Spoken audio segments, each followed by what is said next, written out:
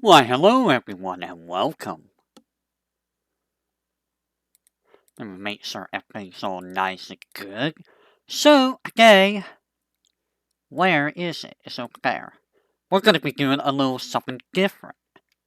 We are going to be doing a little thing I call a little chat stream.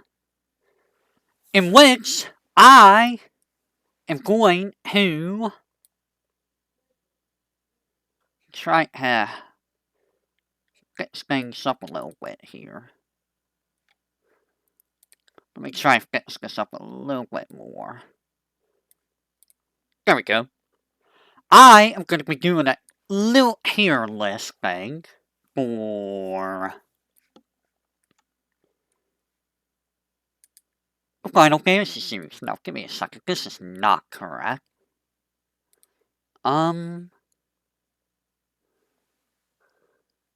Let me do this. This will look better. There we go. That looks better. So, this is also the first time I messed with, OBS related stuff, so. Anyways, hello, welcome. We are doing a Zatsudan, my very first one.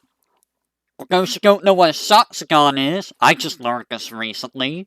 It's just a hawk stream. That's all it is. Why are you giving me weird messages, phone? So, yes, hello. We are doing a Final Fantasy series tier list. It has all the FF games down here that I'm aware of. This is on HairMaker.com. How often will I be doing this? I don't know, but we will go over each and every game that we can. Now, some of these, well, a good chunk of these are going to go right here, like this. I've never played the Rhythm. I don't think I would ever be able to, mostly because I wouldn't be able to stream it. Because, you know, that would be like DMCA Central. All the Rhythm games. What is that one? What is that? What game is this? Can anyone tell me what that game is?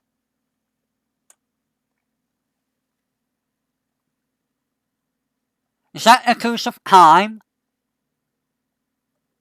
I think that's Echoes of Time. Oh, it is Echoes of Time. So, a game that I have played. Now, where would I stick this on here? Well, let me think about it.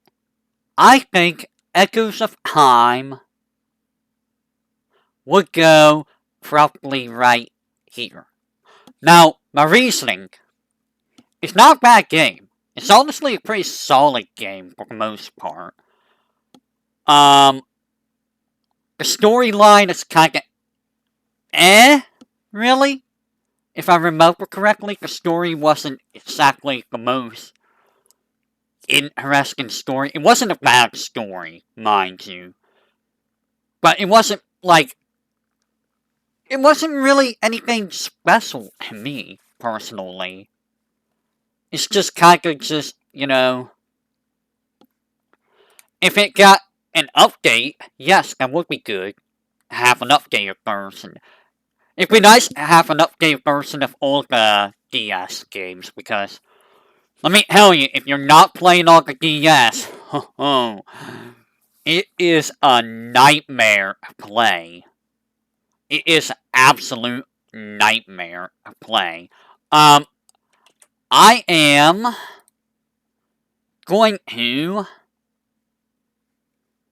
I don't know what I was trying to do there. I am going to link this here in...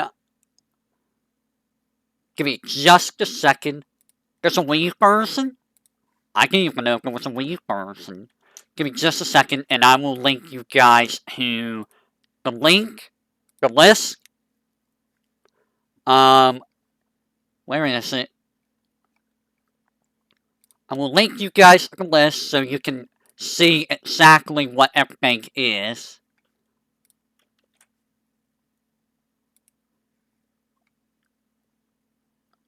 So, there's all of that. And here is the list for those who want to see the games. You try to have the DS dual screens. Ew.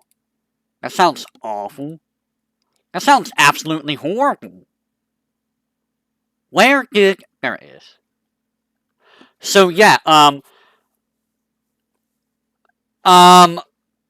don't know if I want to play the, Wii version. I didn't even know there was a Wii version. Do I even want to touch that one? Probably not. Anyways, the battle system, it was okay. I think you only had one playable character. I don't think you had a party. Am I right? Did you only have one playable character? I don't think you had the full party in that game. I cannot remember. Maybe you did? If you did, it wasn't very memorable. Oh, you can recruit party members? Okay. So they were basically just generic party members you can recruit or something? Because I don't remember, but in terms of the Crystal Chronicle games, I've only played 2. This one would be the lower ranking one. Now, this game, right here, Dirge of Cerberus. I would like to play this at some point. Yeah, I wish it was organized better too. Believe you me. Dirge of Cerberus, I also know is not a very good game. It has a lot of issues, but I will get to it at some point. If I'm able to, but yeah, that is a game that's going to be interesting. It is third-person shooter. What is... Oh, this would be Final Fantasy and Dragon Quest Itagaki Street, I believe, or Fortune Street. Probably is Itagaki Street. Itagaki. It's basically just like Monopoly, right? It's basically what it boils down to.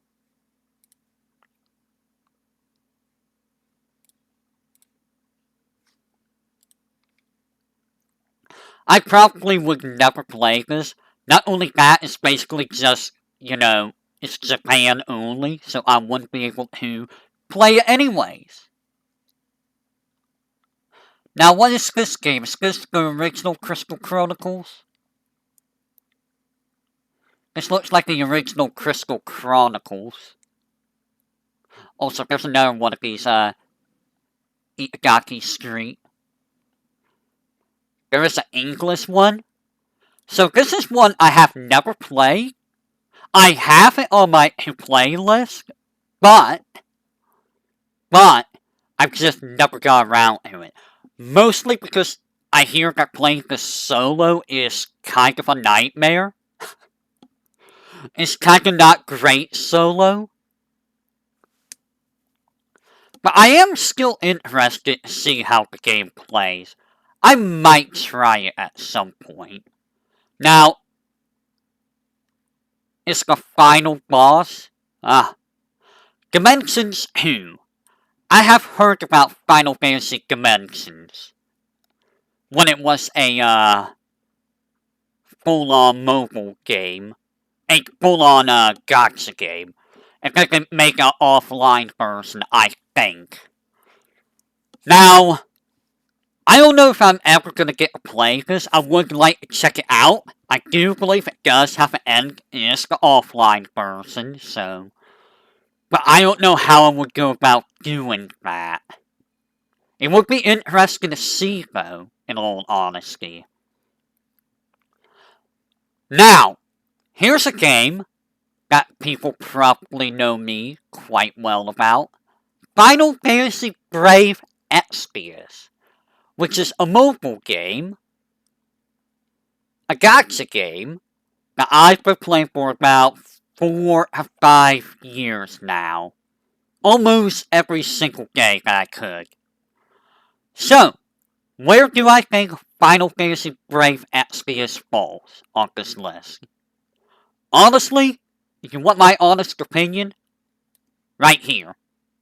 Now you may be wondering, why are you playing a game that you put in D here for 4 or 5 years? Now hear me out. Hear me out. When I first started playing, it was halfway through Season 1. Now, Season 1 was pretty good. The story was great. The gacha system was, it's a gacha system, but when you got what you wanted, it was pretty good. The story was actually challenging. You didn't just steamroll the story mode all the time. In fact, sometimes the story mode got pretty difficult to the point where you had to wait in order to get better units or, good friends. And it had good trials, it had challenging optional bosses and stuff. The problem is, we get to Season 2, the story starts to go downhill. Because it's like, nobody cares about Lastwell that much, I feel. And the whole story with Rain kind of went bleh. And it just didn't feel less good. And then they introduced the, no, that's not what they introduced the Neo-Citizens. But 7-star units were very rampant during that era, and it was honestly very difficult to keep up with the 7-star units when you couldn't get the rainbows. Now, we get to Season 3, which follows Fina, and the story kinda was just bleh. It was even worse. Still better than Lastwell's, but it still wasn't as good as Rain's. And then you get the end of Season 3, and it's like, is this all shoehorned in? Are we just making stuff up on the spot now? Like, what's going on here? And then Season 4 is where I stopped making videos for the story. Because the story just dropped out so badly. Like, it was not interesting. It was just bland. Nobody cared about what was happening. It was just bad. Yes, phone games are going to be included. Because I have played some of them. And by some, mostly just Exvius. You know what? I am going to make another row. And we're going to make it black. No. So this is going to be not going to play. So this is the row of... Whoa. That's too hard to read. We'll make it that color. So, we're probably not going to play these. This is probably not going to get played. This one, we'll see about. But, anyway, with Exvius, I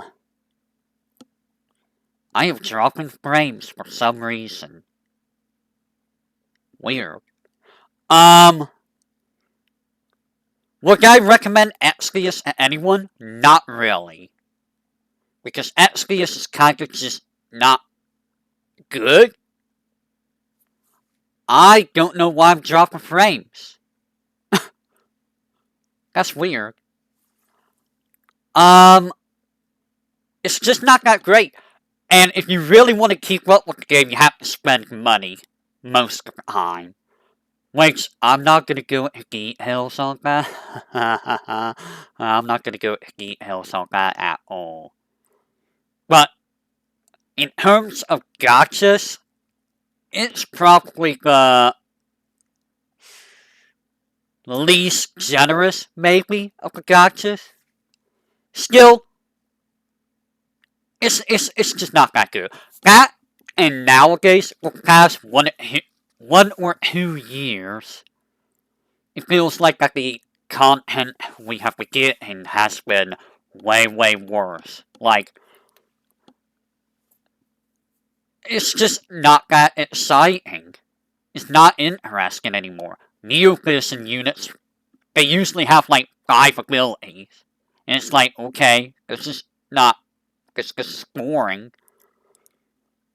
This is just not exciting. Like, in the early days with the 7-star units, you had like 15, 20 abilities. Granted, you never used the most of those abilities.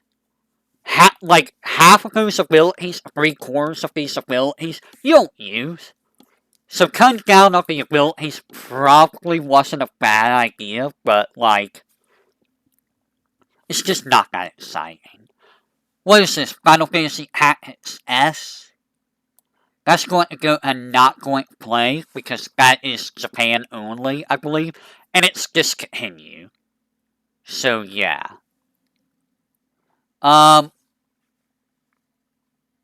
What is this game? I can't tell what this game is. Oh, Final Fantasy Arctic Skive. Arctic Skive? I don't even know what that game is. I think it's like some kind of card game or something. No idea what that game is. Now, Final Fantasy Explorers, I might play. It's for the 3DS. I think it's for the 3DS. It's like a... Think of like a Monster Hunter type game. That's basically what Final Fantasy Explorers is. As far as I remember. Is that for 3DS or is that DS? I can't tell. Give me just a second. Let me find out. What is Final Fantasy Explorers? It is for a 3DS.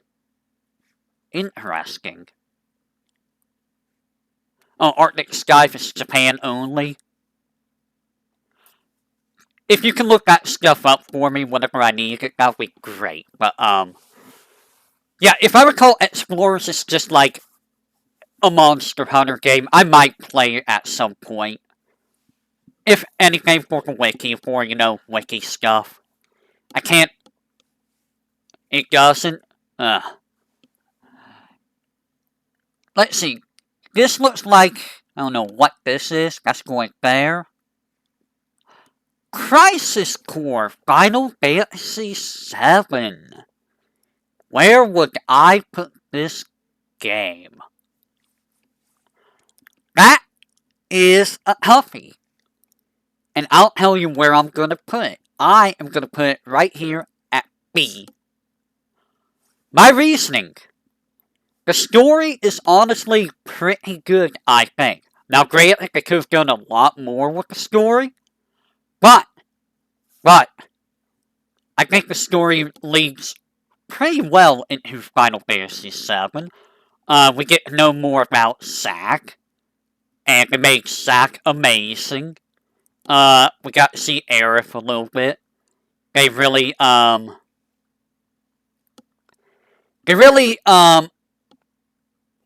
sanctified Aerith in that person, let's say.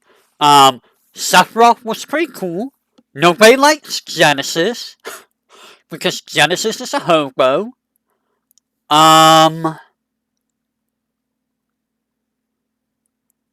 Song was okay. Like, most of the characters were good, honestly. The story was good. Gameplay is a little bit lacking. Like, it's not bad. It was their first time doing that kind of gameplay for the FF series. This came after Kingdom Hearts, didn't it? I think it came after Kingdom Hearts 1. Maybe Kingdom Hearts 2. It feels like a bit of a watered down Kingdom Hearts. Yeah, it was PS2. I know Kingdom Hearts 1 was PS2. Crisis Core was for PSP. So yes, okay. But yeah, it's basically a watered down Kingdom Hearts. You can move around, you can hack, but, hacking is a pain in the butt because sometimes you're just gonna fly at the wrong guy because hard hitting is a pain in the butt. Um, you only get so many things you can do during battle. You get, like, your regular attack, you get, like, about 6 different materials, which you're not going to have all of those set to abilities, I'm going to tell you that right now. And some abilities, a lot of the abilities in Crisis Core, you're never going to use. Like, you're not going to use most status effects in that game. You're probably not going to use Death. You're probably not going to use, like, Vital Slash. There's just a lot of stuff you're not going to use in it. Kinda like in FF7. Or, later on, FF7 Remake. You're just not going to use a lot of the materia. The mini-games. Some of the mini-games were a pain in the butt. Like the materia collecting minigame. And I bring this up in relation to, Crisis Core Remaster. Where, oh my goodness, trying to get a platinum in that game is a pain in the butt because some of the minigames are awful. But yeah, I think overall it's still a B. We just got Reclaim of Memories. Gotcha. It's a solid game. If you're interested in the FF7 universe, I would say give it a play. The one thing that I would recommend not doing is, not doing every single mission in the game unless you want to drive yourself batty. Because, oh my goodness, it will drive you batty. Because 300 missions of almost the same exact thing, it gets tedious.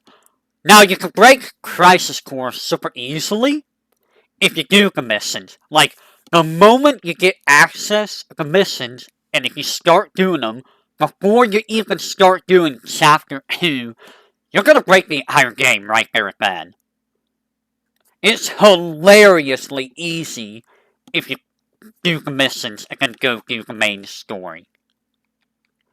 Now, we have Ring of Fates, which is the other, Crystal Chronicles game I played. And this one, I am going to put up here as a B. Now, it has the same issues as Ring of, or as Echo of Time, where trying to play it not on the DS is going to be a nightmare. Probably more so than Echo of Time. But you actually have a playable cast. They're all pretty decent. The main story is, I think it was who? The main story, I think, was a pretty solid story for the game.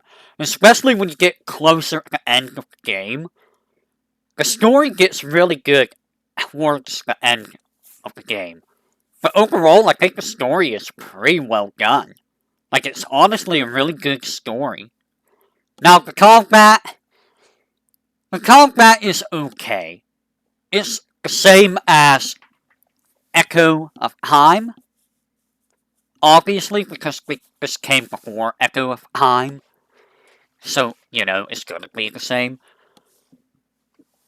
The class that I used the most was either the Clabbit, which is the human, or the Selkie, which is the bow user. I never used the other two. I don't even remember their names. There was whole lanky maids race, and there was the onion people. Didn't care for either one. I prefer the Clabbit or close range, because they're really good close range. And I prefer the Selkie. Yeah, Double jump on Selkie is amazing. That and, I like the range. It means I don't have to get close to anything with their bows. Granted, you're not going to be doing as much damage as the Clavet, but, doesn't matter if you can't get hit, right?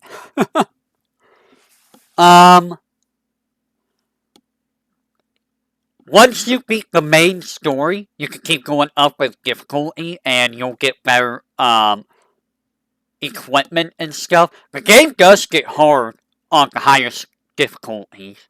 Like, stuff really hurts. Now, AI doesn't really change, if I recall. Things just hurt a lot. And there's no story difference on higher difficulties. Chocobo Dungeon.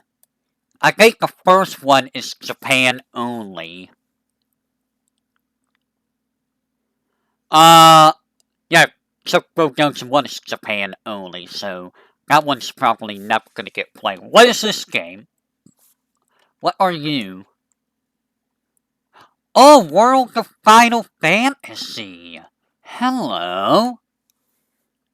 World of Final Fantasy, which was for the PS3, and I want to say it was for the PSP? Where do I stick you? Actually, I think I tried. No, I didn't try that one. World of Final Fantasy, I will stick at C. Now, I stick it at C because it's pretty basic all around. The way that you do combat is you gather, you fight enemies, you try to capture them. It's kind of like Pokemon, I guess. And you can have, like, up to 2 extra monsters, depending on how you do stats with your main character. And you usually want that, because the more you have, the higher stats you have. Now granted, I don't know how useful most of the monsters are, because I just stuck with, Shiba, Ifrit, and Ramu for, like, the entire game. Because they're, like, so useful. But, it's an interesting mechanic. You can probably get some real interesting, combinations and whatnot. It does change your elemental weaknesses and stuff like that, so there's always that to consider. But yeah, for the most part, combat is very basic. It's kind of like ATB, but without ATB. It's like Gravia 2. I've never played Gravia 2. I've seen Naka Halele play Gravia 2. It's kind of like that, where everyone has a speed on, well, they have like a speed on a bar, and the faster your speed is, the faster you move on that bar. It's not like FF10. It's kind of like FF10, but it's more like Gravia 2, I think. But, some of the bosses were kind of mean.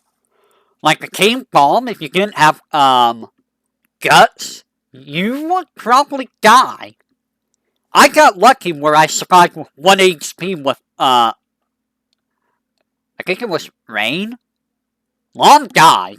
Lon outright died. I survived with 1 HP with Rain. And then the final bosses. Do I even need to bring up the final bosses? Because, oh my goodness, those final bosses were, they were awful. They were legitimately awful. Even more so if you're going for the true ending, where, okay, I guess I'm just gonna die. And that's with being at max level, I think. The super bosses were kind of rough too, but I think they were more tolerable. Except when you fought, God, essentially. You had to have a specific way of fighting her, otherwise you were gonna die. Very, very quickly, and very easily. Now, the arena fights, I don't remember the arena fights being too hard. Ultima Weapon was kinda scary, though. I remember Ultima Weapon being kinda terrifying. But again, the story was okay. It was silly, but it got better near the end. Which, I mean, it's like a recurring trend, where the story is just okay, and then the closer to the end you get, the more interesting it is. I noticed that with this game. I noticed it with Ring of Fates. I noticed it with Echoes of Time. I'm sure there's other games that are like that. Crisis Core was like that, where it was very interesting towards the end of the game. But yeah, I think it's a solid C. By the way, Rain Alon, would be interesting to see him come back at some point, because I like them. I thought they were interesting characters. Oh god. You get hell by this game for this game immediately. Final Fantasy XII Revenant Wings. It is for the Nintendo DS. It is a sequel of Final Fantasy XII. And it is an RTS game, a real-time strategy game. Now, I will say, I am not an RTS game. I am not an RTS gamer at all. Yes, it is an F. But I am definitely not an RTS gamer. This game is a nightmare to play outside of the DS. You can guess how I played it. Because you have to use this in order to do everything. And you have to use... You can probably use keyboard too. But for me, I had to use my my D-pad on my controller. So I had to use a D-pad with one hand, and I had to use this with another hand. Now imagine how difficult that got. Especially when you're scrambling. And let me tell you how difficult some of those missions are. They are unbelievably rough. Like, the amount of times I died in this game was... the amount of times I died in the intro. Like, the second intro mission. It was like, what am I supposed to do? Like, this is ridiculous. And the new characters that they brought in were like, meh. I don't care about Lloyd. I don't care about Kites. I don't care about Philo. Vaughn was a little bit better in this game. Penelo, meh. Who cares about Penelo? And you'll see, like, half the other characters that he'll, like, way later in the game. I think the last character you get is Ass and Boss. I want to say it's Ass and Boss you get near the end of the game. And I think you have to fight Bolthier at one point, if I recall correctly. I want to say you fought Bolthier Fran. And I want to say that was a nightmare of a fight. Because of course it is. But yeah, overall, I couldn't recommend this game to anyone. Unless you like RTS games or FF12. Knock yourself out. Keep in mind, this is just my opinion on all of this. Take it as you will. Some of these are probably ranked higher or lower than what I have here. But, this is just... I can't recommend this game. Now, will I play this game? Notice, it's not in the not going to play pile. Keep in mind, it's not in this aisle. It's up here. Keep that in mind, ladies and gentlemen. Because, oh boy, it may happen at some point. And if it happens, expect me to absolutely loathe it. Alright. What is this? Before Heroes of Light? Before Heroes of Light. This is a game that I was interested in. It's for the Nintendo DS. Is that the DS? Yes. Now, I know nothing about this game. This game came before Bravely Default, and if I recall, this went into Bravely Default. Same system and whatnot. I know nothing about the game. I want to give it a look. When will that happen? I have no idea, but I'm curious about this game. I was interested in Bravely Default too, but I just didn't care enough to play it.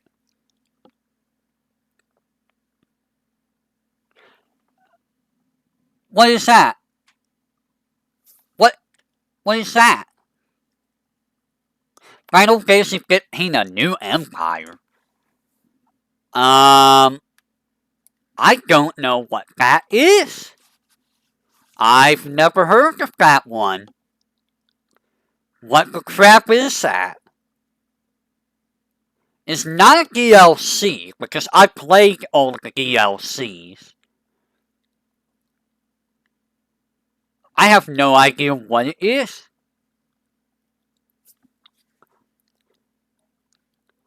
Final Fantasy Arctics, we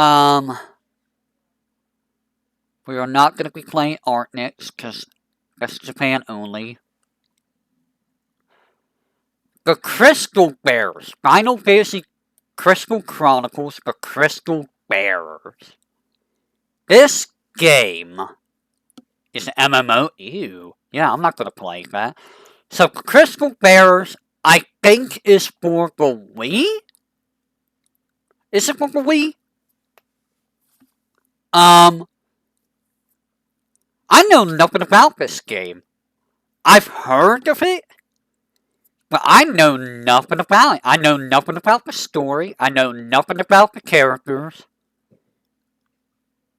You heard nothing good about Crystal Bearer? I've heard absolutely nothing. So I don't even know what Crystal Bearer even is about. What is this? My Life as a King? So, My Life as a King and My Life as a Dark Lord. Both these I don't know anything about. They're both for the Wii, I believe. Like, they were like a Wii shop or, you know, the Wii thing. I might try them at some point or another. I have both of them. Wii shop exclusives. Wait a minute. Oh, this is... So, this is, Dirt Cerberus. This is, Lost Episode. I forgot there was a DLC thing for, Dirt Cerberus. King? I don't know what King is about, really.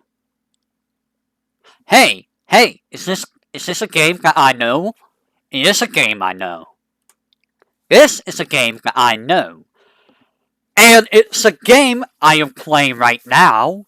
Dissidia Duodecim Final Fantasy, or Dissidia 12 Final Fantasy.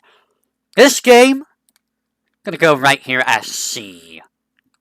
Now, I haven't finished the game, but I can put my thoughts on it right now. It's just okay. Now, Dissidia and Dissidia 12 are arena fighters, I guess you could call them. But they're very, very basic. You don't have any, basic combos. Like, you can't just run up and be like, I'm gonna do a sword combo on you.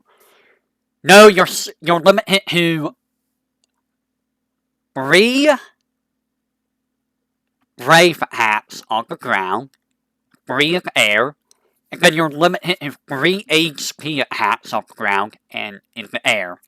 So you have like 12 abilities, and sometimes you're gonna repeat the same ability. And some of the abilities you're just never gonna use because they suck. Like Kuja's Snack Shot, or not Kuja. Well, one of Kuja's abilities sucks. Yuna's Diamond Dust is kinda awful. Higas's Energy Rain is kinda awful. Like, you're never gonna use those. You're gonna use, like, freaking Yuna's Mega Flare and Higas's, Spiral Cut, or Cloud's, Cloud's... What does Cloud want to use? I don't know what Cloud uses. Meteor Rain, or Sephiroth's Octa Slash. You know, things like that. But the combat is very, very fair. And it's also janky. Anyone that's been watching me play Dissidia, well, will see that I have so much trouble just trying to get the enemy. Like, if you're by a rail, if you're by a wall, and if you're trying to gas at the enemy, you will go to that rail or that wall first thing instead of going to the enemy. And it is infuriating. Not only that, trying to dodge or gas is kind of annoying because you can't hit R1. You have to hit R1 second. Because if you hit R1 first, you're going to block instead of gassing or evading. And that's cost me a lot of ire. It's also very hard to tell how far away stuff is. Like, the amount of times that I've got hit by, like, Kane's jump or Laguna's, Ragnarok Blade, or... Who else hit me with something else? Like, what do you mean that hit me? It might have been lightning. It was either lightning or was spawn. But, like, seeing how far away stuff is, it's really hard. And there are times I've hit the AI with stuff with, like, Laguna, and I'm like, how did that even hit? You were, like, right outside the range of his Ragnarok Buster. Like, a little hit with a laser hits your foot, and you die? Like, what's going on? And then the AI. Sometimes the AI is really, really dumb, and they will get hit by everything. Or the AI will be really stupid, and you will never hit, and it will perfectly counter you all the time, and it will make you very frustrating, and you're gonna hate it. I'm looking at you, level 100 Gabron. Stupid Gabby. I'm just gonna counter you all the time. It's interesting to hear all of the Final Fantasy series remixes, though. Like, some of the music is really, really good. Some of the arenas look really interesting. I would like to look at the arenas in depth at some point. I'd like to look at each character at some point in depth. The story is kind of just... It's fair. Like, the Dissidia 12 story kinda exists. Now, when I get done with that game, we're gonna go right to Dissidia proper, because it's also in, 12. But we'll discuss that later. It is nice, though, that they added the original Dissidia into 12. It does mean that if you have the original Dissidia, there's no reason to ever touch it ever again. It feels like it likes lightning. Well, they kind of made lightning the de facto leader in that cycle, it feels like. That's not going to be the case when we get to Dissidia proper. But overall, it's just a C. If you want to see something for fun, or just to see how the game is, give it a try. But if you're trying to here's the thing. Don't try to 100% the game. Because trying to get everything in this game is gonna be a nightmare. You're gonna be there forever. It takes forever to level abilities up. It's just,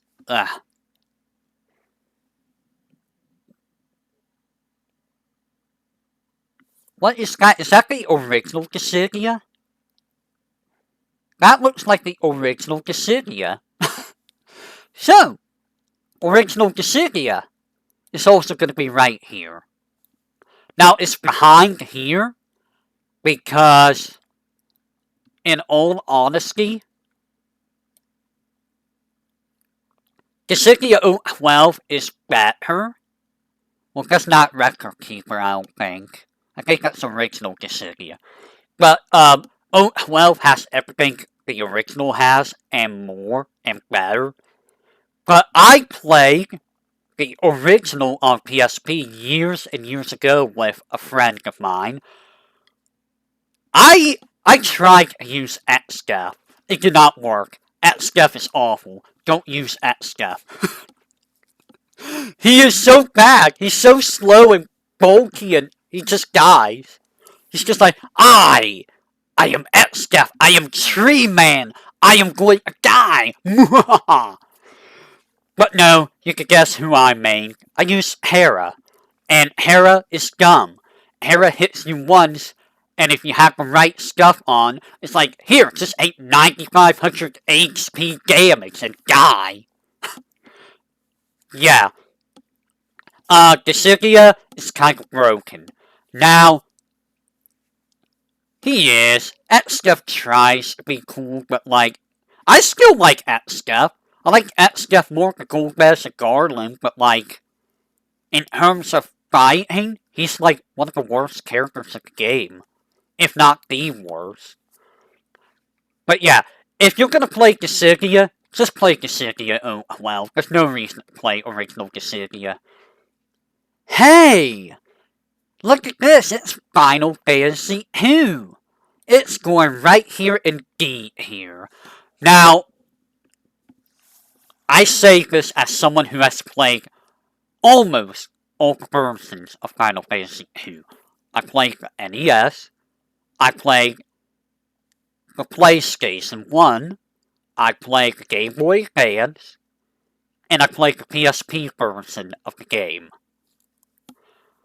Now, the PSP version is the best one, but, overall, I didn't like the game at all. My first experience with it was on PlayStation in the Final Fantasy Origins collection. I never beat it on the collections version originally. I got the final boss and I couldn't beat him. Like I couldn't beat him. So I never beat it originally.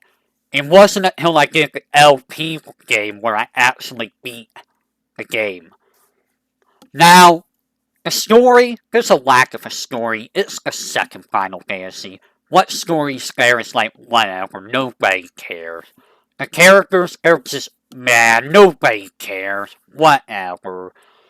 Gameplay-wise, it tried something different from the first one, where, depending on what you did, your stats will go up or down.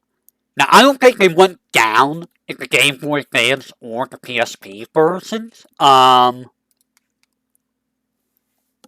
Yeah, the story was about politics and war, basically. It was, Empire versus Empire. For example, say you use the hack command a lot. After a while, your, strength will go up, but your magic will go down. In both the NES and the, PlayStation versions. Now, in later versions, I think that just makes your attack go up. If you got hit a lot, your HP would go up. If you use MP a lot, your MP would go up. If you used magic a lot, your magic stat will go up. And depending on the spell, you can level up your spell up to level 16. And the MP cost for the spell is whatever level it was. So if it was a level 1 cure, it would cost 1 MP. If it was a level 10 cure, it would cost 10 MP. And yeah, the best way of playing the game, punch yourself in the face. Go to the first dungeon, just punch yourself in the face a lot. And then heal at the end, punch yourself in the face a lot. Now, if you really wanted to break the game, in the NES version, you would get the Hogue spell. Because if you use Hogue on the enemies, and if you do it correctly, even the final boss, you can turn it into a Hogue and instantly win the game. Be like, here, final boss, become a frog. You win. Now, you couldn't do that in, later versions. However, you can still break the game by getting teleport. You get teleport, you go to like the first dungeon, use those guns, get to like level 8, level 9. And unless it's undead, nothing in the game surviving that. Like, you could kill most bosses in the game with teleport. You didn't even have to fight most bosses. You get teleport, leveled up, cast it on them, and they will die. Yeah, there's really no challenge unless you don't abuse the system. And if you don't abuse the system, then the game becomes pretty freaking difficult. Because, oh my god, some of the things that happens in that game is a nightmare. Especially late in the game, when you run into enemies that will do statuses with regular attacks. Like Malboros. Anyone remember Malboros? They hit you with a regular attack, and it's basically a bad breath. And one of the worst things about Final Fantasy II is the inventory system. Oh my god. In the NES and PlayStation version, I don't remember if this got fixed in the GBA or later version. You have a very limited inventory. And half of your inventory, by the end of the game, is filled up with key items you can't get rid of. So half of your inventory is taken up by useless junk. And, to make matters worse, you have to equip items in your character and use it in battle. So you can only equip 2 items, and those are the 2 items you get to use during the fight. If you use those 2 items, you can't use any more items with that character. GBA and later let you use the regular item command, like every other Final Fantasy, which make it a lot easier, because then you didn't have to worry about, oh, do I need to equip Phoenix down on everyone? Do I want to throw elixirs on? Do I need, like, a remedy? It was a nightmare. And another thing are the fake rooms. There are a lot of fake rooms where if you enter them, you get put in the middle of the room, and if you get put in the middle of the room, you have to walk out, and the encounter rate is stupidly high. Like, almost every step, you would get into a random encounter trying to get out of the room. And there were so many of those rooms in the game. It just got frustrating. And a lot of the temporary characters you get, there's no reason to level them up. Now, you want to in the PSP and GBA versions because of a extra mode. But we don't talk about the extra mode. It's just blah. It's not that interesting. It sucks. But yeah, it's not a good game. The battle system is bad. Characters nobody cares about. Story is very bland. It tried to go with an interesting battle system idea. That's about it. Not a good game. I will not recommend it. Final Fantasy 3. I would put right here above Final Fantasy 2. Now, hear me out. We did not get Final Fantasy 3 until the DS. Is that even on here? Do we have Final Fantasy 3 DS? Do we have the DS games on here for 3, 4? I don't really see them. Unless I'm being blind. I'm not really seeing it. I mean, I could be missing them. No, I think that's it right here. 3DS, 4DS. Is that 3 or 4DS? Yeah, that looks like 3 and 4DS. Yeah, that's 3 and 4. So, the NES version of Final Fantasy 3 we didn't get until, well, technically we got the 3D version for, DS and PSP. But the NES version we didn't get until the Pixel Remaster, I think. It was the first time where we got to change classes throughout the game. FF1 did this first, but it was static. 3, you could change whenever. Now, when you did that, you would get like a little penalty where you would be weak until you did so many fights with that class, and then you would be back to normal stats. There was no actual main characters. They were nameless. You can name them whatever you wanted, like in FF1. So, for characters, we're talking about like the side characters, the main antagonist, all of that. Side characters were just meh. They weren't interesting at all. They didn't really help that much, so to say. And the main villains were very eh. Like the main guy, you hear about him, but you don't see him until the very end of the game. And then it's like, oh, here's something else. Go fight back. That's the real villain. And it's like, okay, I guess there was no build up to it really. It's just kinda here now. So the battle system is like FF5. It's a proto FF5. Where you can change your classes, and you will have characters, well, class-specific things, like if you were a knight, you will have the cover command, the defend command. If you were a black mage, you will have the black magic command. I don't think you could give extra commands from other classes. If you could, it was only like one. But I don't think you could. Now, there were several classes you would probably never use. Actually, I think you would use quite a few classes. Yeah, you basically got what was on the tin. It's very basic. It was very easy to get lost. Like, I can't tell you how many times I got lost trying to figure out where to go. I'm just like, where am I going? I don't even know where I'm going.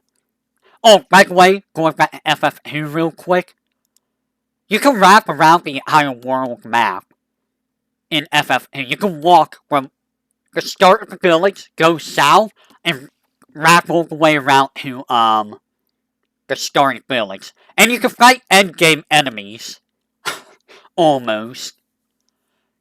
I think you could do that to FF3. No, you couldn't do that in FF3. But you could get into battles like an airship in FF3. Which, ugh, that was a nightmare. There were some interesting dungeons in FF3. Where one of them you had to be mini. You had to be tiny, so you were mini status. So the only way you were damaging anything was with magic, as Hate said. And there was another one that was like that too, actually. And it was dumb. Like, it was so easy to die. And in the NES version, you had spell charges, like in FF1. So once you were out of spell charges, you were kind of screwed. And magic in FF3 wasn't really that great, I feel. I don't remember, it's been years since I touched FF3. I am not going to be doing the NES one unless I do the Pixel Remaster. If I do the Pixel Remaster, I'm going to have to do all of these again, and I dread it, kinda. But yeah, overall, story, bleh. Nobody cares about the story. Battle system, it tried something unique. Not that interesting. Characters, bleh. Yeah, Sage, the better classes were near the end of the game. Like Sage the Ninja, you got at the end of the game. They were amazing. That's what you went with. Early game you went with like White Mage, Black Mage, Knight.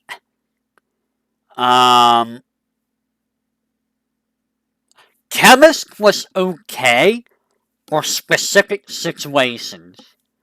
Dragoon, you only need it for like one fight. Geomancer, you like never use except for a very specific thing, I think. Yeah, I used like Ninja and Sage for the final boss. Viking. Wait, Viking. I forgot all about Viking. Red Mage. Summoner and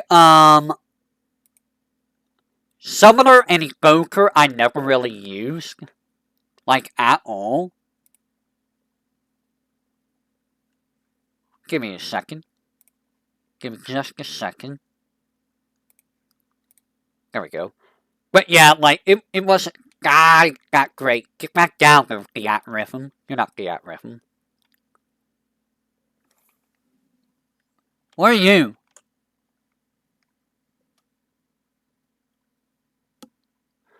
Can someone tell me what this game is? Oh, that's the after years. Oh no. Final Fantasy 4, the after years. Final Fantasy 4, the after years. You know what? I would actually put that above all of these games. But it's still D here. Now, the story is bah. The story is hot garbage. It is a sequel of Final Fantasy IV, released originally for the phones. I think they re-released it for like Wii. You have to buy it chapter by chapter. And then they released it for the PSP. And there was later a 3D remake for I want to say the DS or like Steam or something. But yeah, play the PSP version. If you're gonna play. The story is not a good story. While FF4 will get it. Excuse me. We'll get that later. FF4 was a lot better story-wise. FF4 was just better all around. The after years, some of the characters were good.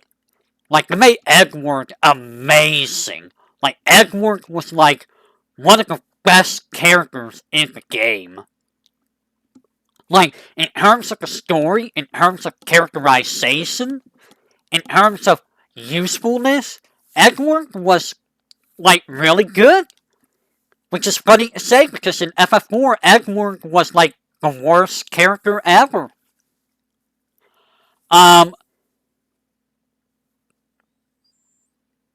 Most of the returning characters from FF4 were kinda eh.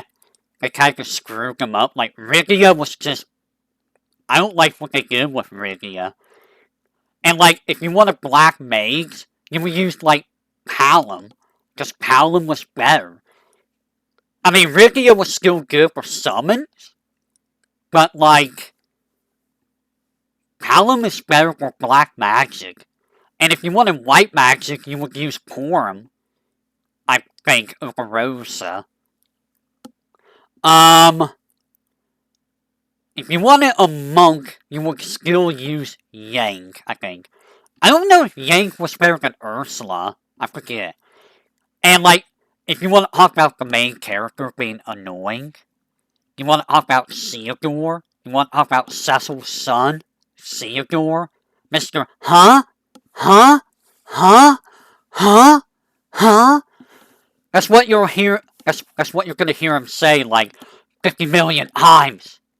And it's like, please, do you not know how to speak, Theodore? And then you get Leonora, and then you get, like, the Evelyn Four, who are, like, who is, like, the worst, every new character was shoehorned into a role. Like, what was his name?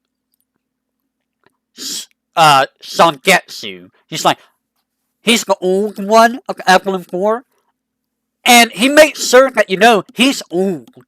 He's an old ninja. He will make you know he's old. It's that type of stereotype and shoehorn that the after years does. And it's not even interesting. Like, none of the new characters were interesting. Again, Edward was the most interesting character. Eggs was interesting. Eggs actually got better. Edward was the best one. Rydia they box. Cecil they made awful. Rosa nobody cares about. Palamporum, meh. Like, it's just not that great. And then the extra dungeons for every chapter was not good. They took the challenge dungeons from Final Fantasy IV GBA and they make it into something worse in after years. Like, every chapter, you have a challenge dungeon, like with, Theodore. Here's this, you bring Theodore, and you bring that guy, and you have to, I forget what even you have to do, but, like, without a specific item, and do that challenge dungeon, you were not gonna win. And if you wanted that item, you have to, like, go buy it at a store in the main chapter before you get the, challenge dungeon. And it's like that for every challenge dungeon where some of them it's ridiculous. Like, Palom and Porums, if I recall, were both terrible. Kane, I think, was a maze. I want to say Kane was a maze. I don't remember. I don't remember challenge dungeons very well. And then you get the final chapter is just a repeat of the end of FF4, basically. Almost. With, here, let's throw in throwbacks to previous Final Fantasy bosses. Oh yeah, Dark Bahamut, that's right. But yeah, like, you fight Final Fantasy bosses from previous games. And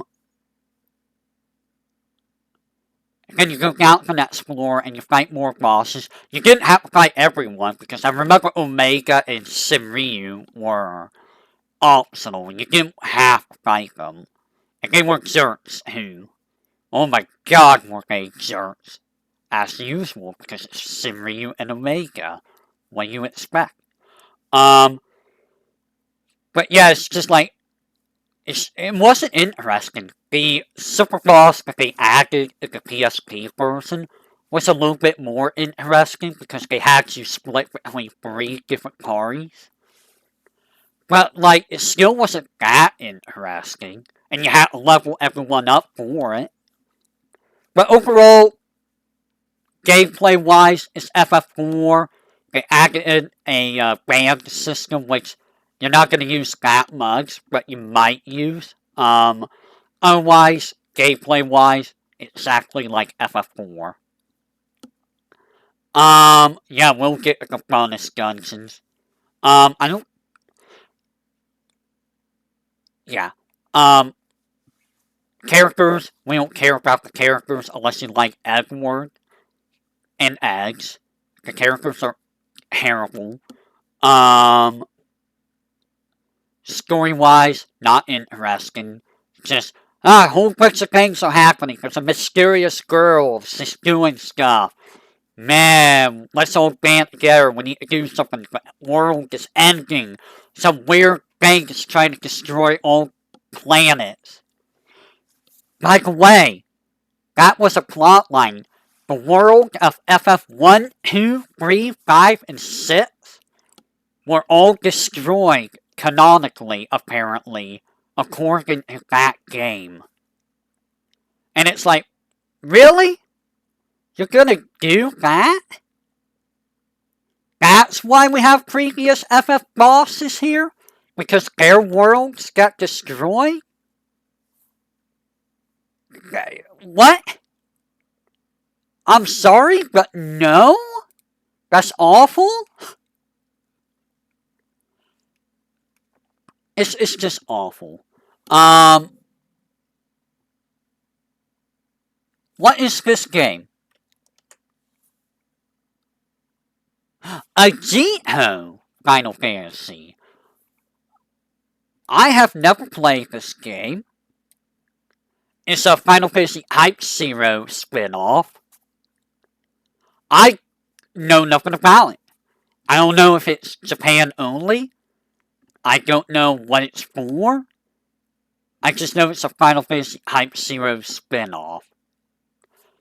I might try it at some point if I can. But I'm not gonna hold myself back.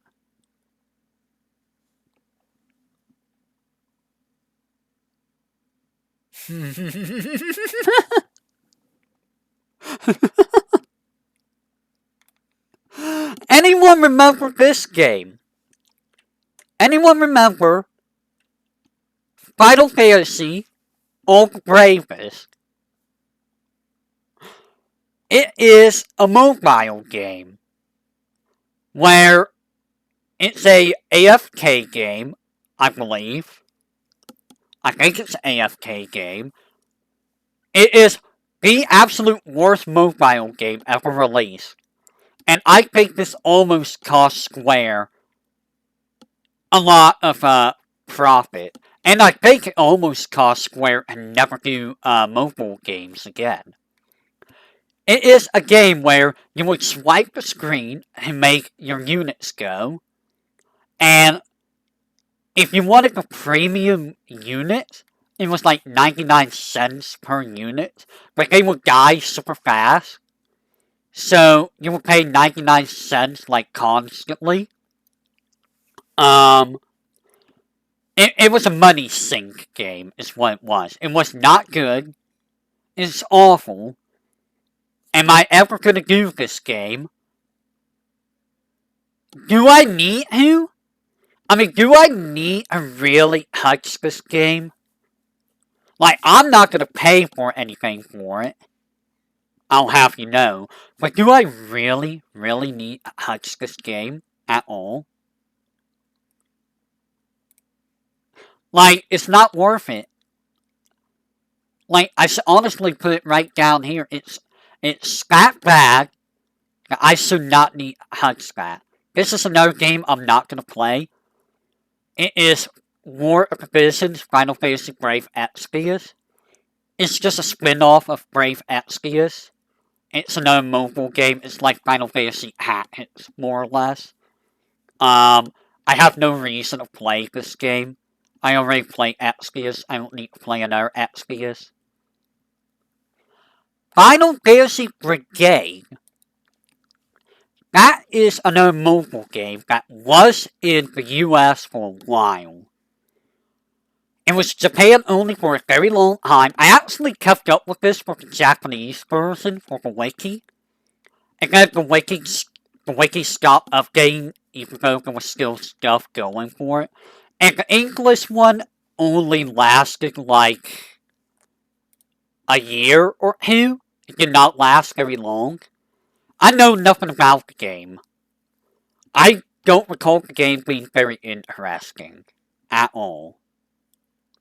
Now, we're gonna get into some interesting games here. All three of these are going right here.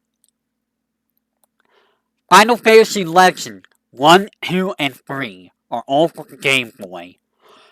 Technically, these three games are not Final Fantasy games. These three games are the start of the Saga games. However, at some point, I may give them a try. I know nothing about these games. I don't even know how long they are. Let me find out. How long to beat Final Fantasy Legend? About, say, 10.5 hours for Legend.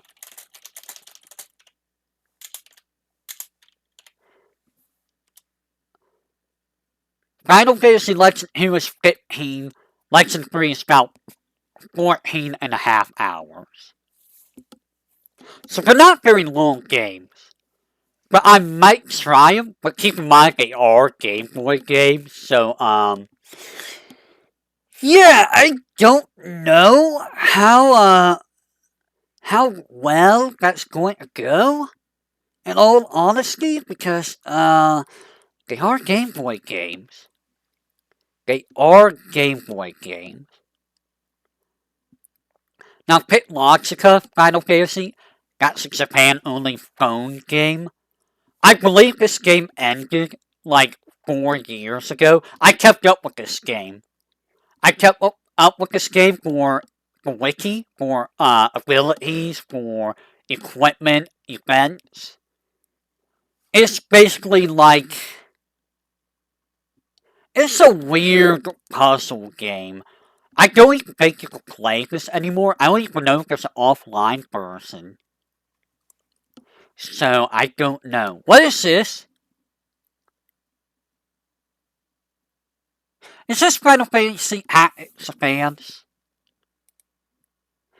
Are you Final Fantasy Tactics? You are. You're that game. You're that game. And you are going right here.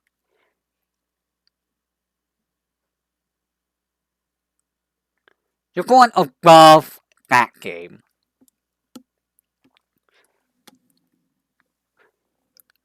I put it at a D because the story is kinda whatever, really. It's not as interesting as the first game. It's a lot easier. You can't break the game at the very start of the game. You can exceptionally break this game all the way through. Like, it is probably the most broken game in the series. Like, it's hilarious. The LOL system is kinda aggravating, though. I am not a fan of the LOL system. It's not 100% bad. It is a unique system where if you don't do what the law says, well, you can do stuff that the law doesn't say, but if you do what it absolutely says not to do, then you're going to end up going to jail. And if the main character goes to jail, it's game over. Now, the first time you're going to get a red ticket or a yellow ticket, second time you'll get a red ticket. If a character goes to jail that's not the main character, You could go and bail them out early, or you can let them sit there, but they sit there, you're not going to give them back for however long they're in jail. There are no permadeaths unless you go to a lawless zone. I don't remember what they're called. So you can go to a lawless zone, and characters can just permanently die. Now, this only extends to characters that are not like special characters. Now, if the main character dies, that's game over. Now, there is a character called Mont Blanc, who is there from the start of the game. He can also die. And you get a little special dialogue if you end the fight without reviving him. And it's kind of morbid. It's kind of morbid, I'm not gonna lie. And if they die, then you can never get them back ever again. Just saying that. So if you lose, like, a special character, you have to give them back the way you got them normally. But if you lose a character that you've been building up since the start of the game, just like Final Fantasy Tactics, you gotta get a new person, level them up all the way from the start, all over again. It could get it could kinda get, you know, tedious, let's say. Tedious is the word we are looking for. But, overall, the gameplay is very simple. It is easy to get screwed, though. It is very easy to get screwed. Bosses are not really difficult, I say. Because if you know what you're doing, you can just seize it. If you don't know what you're doing, bosses are going to be a pain in the butt. But for most random encounters, you're going to use Assassin. Because Assassin is like the best class ever. They're limited to the eras only, but like, you can just go behind someone and just petrify them or instant death them. Almost 100% of the time. Or you can just be like, I'm a monk, I'm gonna punch the crap out of you and you're gonna die. There's so many ways of just outright murdering everyone.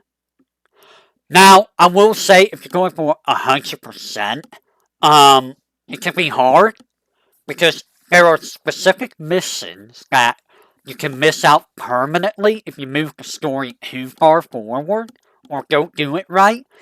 And if you miss a single mission, you cannot do the final mission. And the final mission is a fight against all the judges, which is a hard fight. It's legit a very difficult fight, if I recall. Now, your reward for doing that, I don't remember. I don't even think there is a reward. I think it just puts you in the end credits. For whatever reason. Overall, I can recommend it over these games. I would not recommend it over these games, though. These games are still better. It's still not terrible, but it's still not a game I would recommend. Final Fantasy Adventure is a game that is also not a Final Fantasy game. In fact, this game right here, this game, is the very first game of the Seiken Densetsu series, or the Mana series. So this is the game that came before Secret of Mana. This is where Secret of Mana came from. Everything from this game onwards, you will see in the Mana series. Like, everything that came after this, you'll be like, oh, this is where it came from. It does have some Final Fantasy elements, like, you do have, like, Black Mage, you have, like, Excalibur, but it's mostly the Mana stuff. Now, I do plan on doing this at some point. How long is that game? Final Fantasy Adventure. It is 10.5 hours long. It's not a long game. I might do it at some point. There is a remake called, I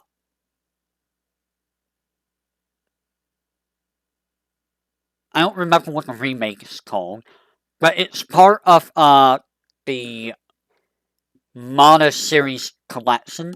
Sword of Mana, that's it. But yeah, it's part of the Mana collection of, Sword of Mana, Secret of Mana, and Trials of Mana, the, SNES version. This is Final Fantasy 15 Pocket Edition. The heck is that? I have never heard of this. Is this like a mobile game version of Final Fantasy 15? Is that what it is? Because, I've never heard of it. Actually, I think I have, and I heard it's like broken. It's like for Windows or, phone or something like that. I don't remember. Guys, what is this game? What is this game?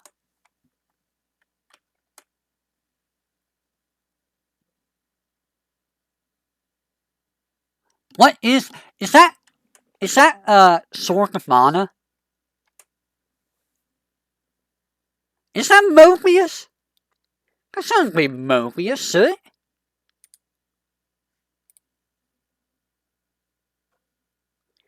Because Mobius wasn't. Wait, was it Japan only?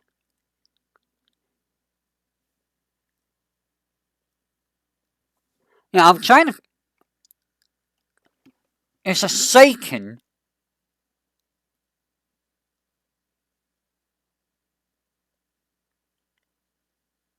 Yeah, that's like a Seiken collection. So yeah, we're gonna put that over here. And this one is. What is that one? Is that another Itagaki Street? That's another Itagaki Street. So that's gonna go over here. With all the other Itagakis. The City of Final Fantasy Opera Omnia. I am not gonna be playing because this is another gacha game. Now this takes place after the City of Final Fantasy NT, which I will be playing at some point. So this is a sequel to that game. There is an actual story. However, it is a gacha. I don't need to be playing another gacha. At least in this version, unlike, say, Brave Exvius, where they don't update all the units like ever, they update all the units in this game. So all the units will get updates, new abilities and stuff, so they stay relevant. So, that's nice. I like that that's how they handle it. Now, I hear that the gacha rate for getting equipment, because that's what you're going for, is equipment. The characters you get, normally, it's the equipment you have to do, the gacha pulls for. And, from what I hear, the gacha pulls are kind of bad. Like, they're, like, even worse than XP is. Here's Mobius Final Fantasy. Here is Mobius. Another game I'm not gonna play. I don't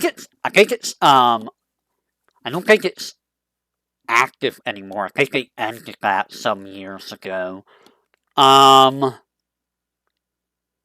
know it was a weird gacha game. It was a weird game all around. I remember looking at it and I'm like, what even is happening? What is this game?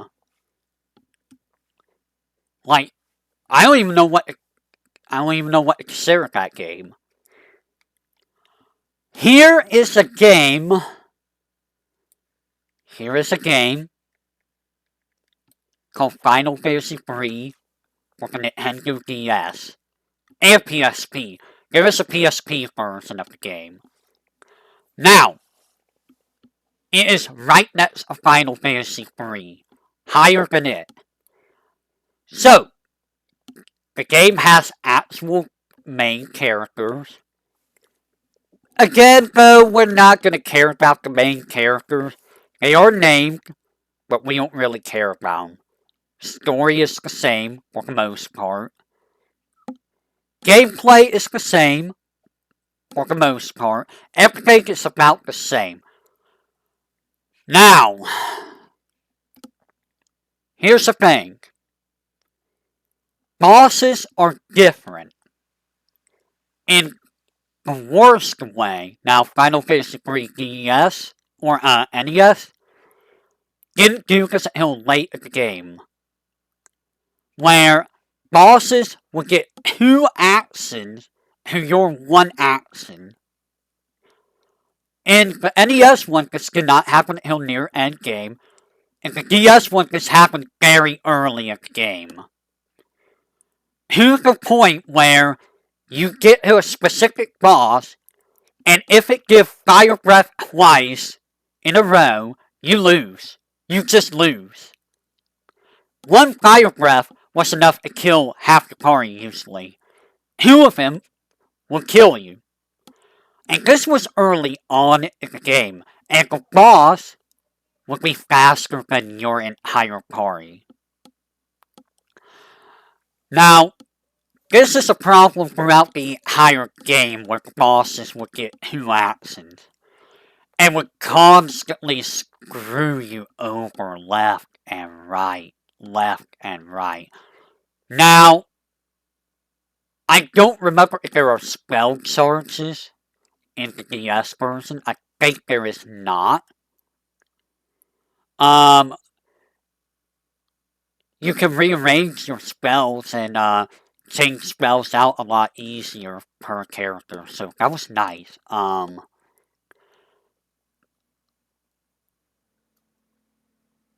want to say that the final boss is even worse in this version.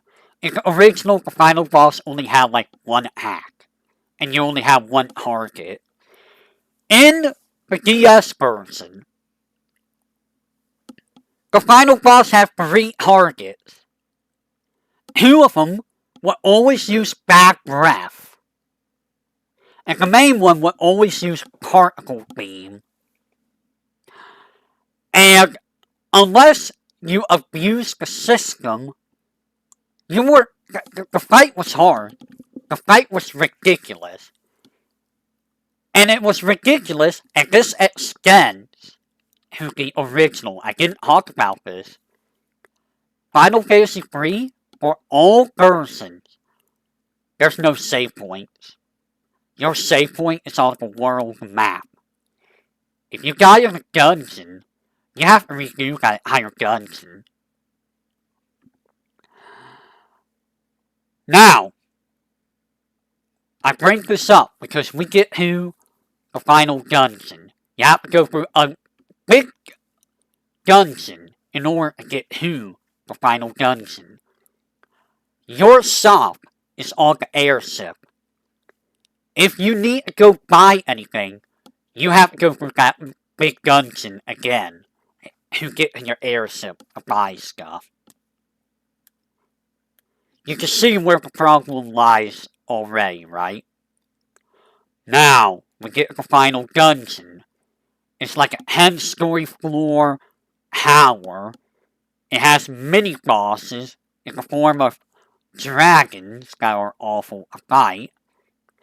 If you go all the way to the top, you can just go to the end of the game, basically. But you don't want to do that because the good stuff is in the basement, in an area called Eureka. The enemies there are ruthless, the bosses are jerks, and if you die, you have to go all the way back down there and re-challenge them. I don't know why they didn't have a save point by that time in the NES lifespan. maybe they didn't know how to, but I feel like they should have save points, right? Final Fantasy 2 also didn't have any save points, so, that was a problem in, the final dungeon. Now, you can do quick saves, so I believe that was the thing you can do with the DS version is quick save.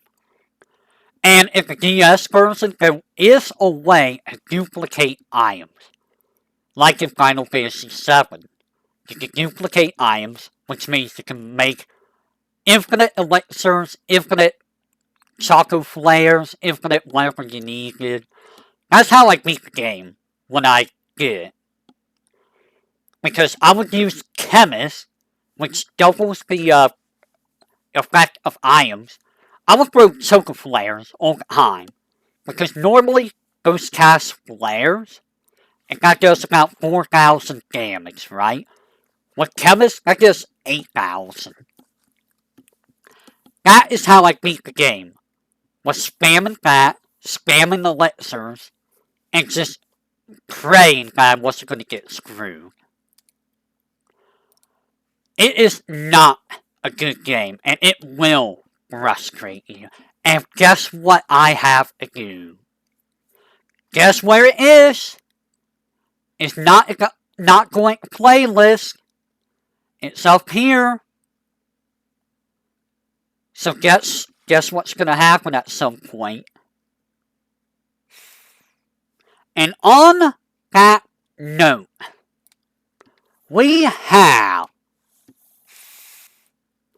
Final Fantasy IV for the DS.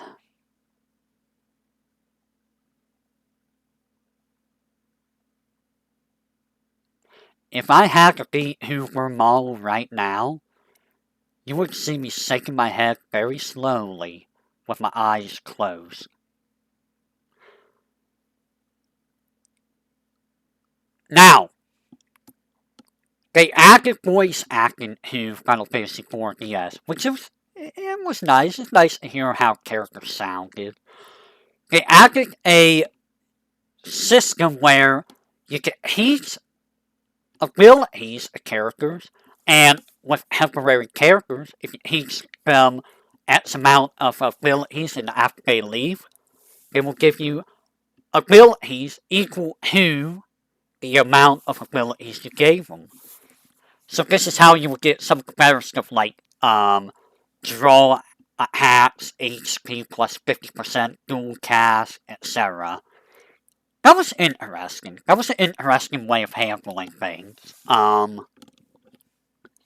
And you can teach those abilities at any character. You can change out what abilities they have for those abilities. Now, sadly, this means, like, if you want an HP plus 50%, you have to get rid of, like, a slot. And that would appear during battle. You can see HP plus 50% in your battle command window. Why? I don't know. They changed how spells work, where they have a ATB meter, right? Kind of like in the original, it took a little bit of time to cast some spells. If you pick the spell, if it didn't cast immediately, like a fire or a cure, if you pick, like, say, flare or meteor, it will give you another ATB window in your ATB window that will slowly fill up before you will cast that spell. Now, buffs were very, very important. Like, unlike the original where buffs were like, they don't really matter, they matter a lot in this version. For Heck and Cell, you're gonna look them up all the time. Blink, kinda nice. Haste, very nice. Debuffs like slow, you want slow. You want that slow. You want some of these debuffs because, fights in that game are a nightmare. Let me put it this way. You leave the very first area of the game if the original, let's compare to all other versions, okay? If a 2D version, you leave Baron Castle and you go to the Mist Cave. You fight some like birds or whatever. You kill them. They're garbage enemies. 3D version, they can they can petrify you. They can inflict petrify on you at the very start of the game.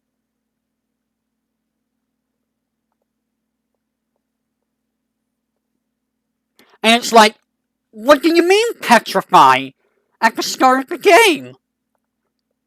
What is this malarkey? What is this mahogany?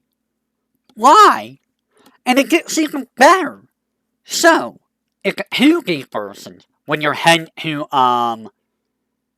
when you get done with Mist and you're heading to, Kaipo, you fight stuff desert and you fight like a centipede and it's like, oh no, it's not anything special. You fight that thing in a 3D person and it uses Earthquake, you're dead. You just outright die. Like, things will outright kill you in FF4DS. To the point where some areas felt really, really impossible to me. Like the Tower of Shot and the Tower of Battle. With the Flame Beast and the Frost Beast. You run into those in a backpack, you're dead. You're just dead. And bosses, I don't remember if they hate 2 actions or not. I don't think they do. But bosses were also just jerks. They hit so hard. And let me put it this way, the final dungeon is the biggest load of bullcrap that I have dealt with. In the 2D versions, they kinda hurt, but you can deal with it. In the 3D versions, you need the curse ring to not die at the most. Because they would do like 3,000 to 4,000 damage a pop when you had like 2,000 HP. You had to go farm the curse ring from skeletons and pair it with like something that gave you elemental resist or something to not die. And this is with being level 60. Now the final boss, I had to be level 80 or higher to beat. In the 2D versions, you want it to be level 60. And you can do it with the party. 3D, because he could hit the higher party for 4,000 plus damage constantly when you did not have that much HP. It was ridiculous how hard that fight was. And I don't even remember how I won.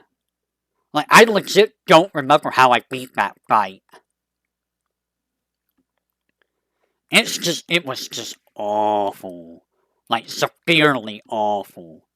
Like, everything else about the game was fine. Like, you had a little mini-map that if you filled it out all the way, you would get rewards for. Like, okay, I filled out this map for this, floor. Basement 1. I got like 3 X potions. That's cool. And then you go to the next floor and fill that out. It's like, you get 2 spider silk. That's cool. I like that. I like that system. There was, there were some side quests involving, naming way. Some of them were nice. One of them sucked. Because one of them involved, yeah. I'm talking too much, and, give me a second, let me drink something.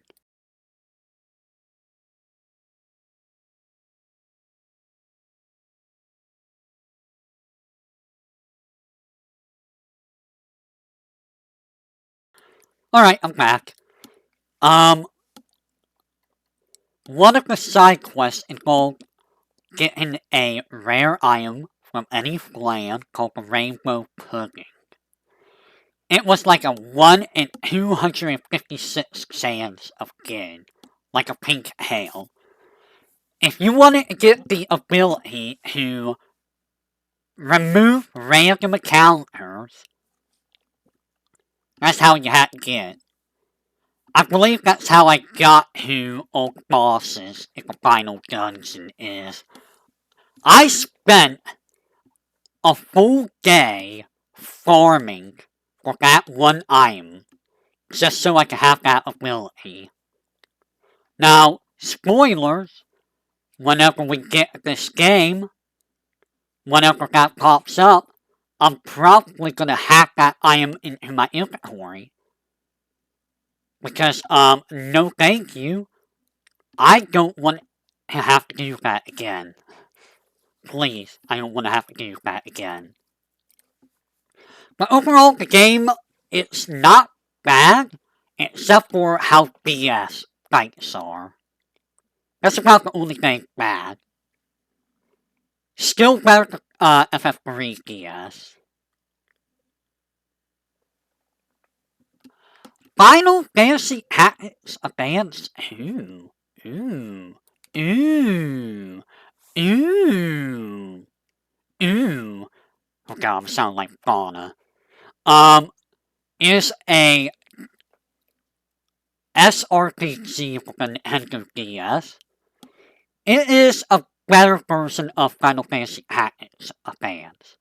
It does have a lull system, but it's not as ridiculous as Advance. It adds a couple new races, the Gria and the, Seek, which are like pigs. Grias are like dragon ladies. The story was... I don't even remember what the story was like. I don't even remember the story. I don't even remember when I last played this game. I've been meaning to play this for a long, long time. I just haven't. Because I've been trying to do old other games. I remember some of the extra missions being a pain in the butt. One in particular is stupidly hard. And it's keeping all the ladies out of a hot spring. Don't ask. Don't ask why that's the hardest mission in the game. But yeah, keeping ladies out the hot spring is one of the hardest missions in the game. But overall, it's a really good game. I can't really speak very much else. Speak very much more on the game. Because I don't remember it very well. But I remember liking it. I spent a lot of time grinding. But you know, SRPG, it is what it is. But it's a very good game. I would recommend it over, you know, Advance. Final Fantasy 1 is actually gonna go right here. It is the dead center of everything.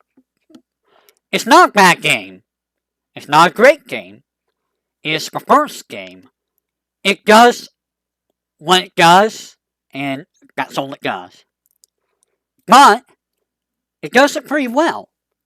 Now, I played the NES, PlayStation, Game Boy Advance, and PSP versions of Final Fantasy 1.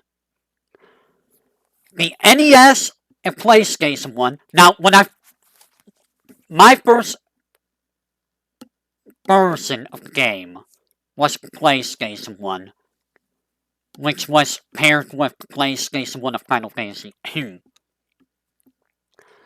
I remember the PlayStation version being really difficult.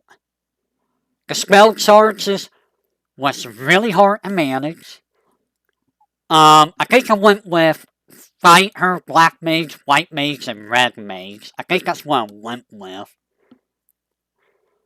And that's kinda hard because of the spell charge system.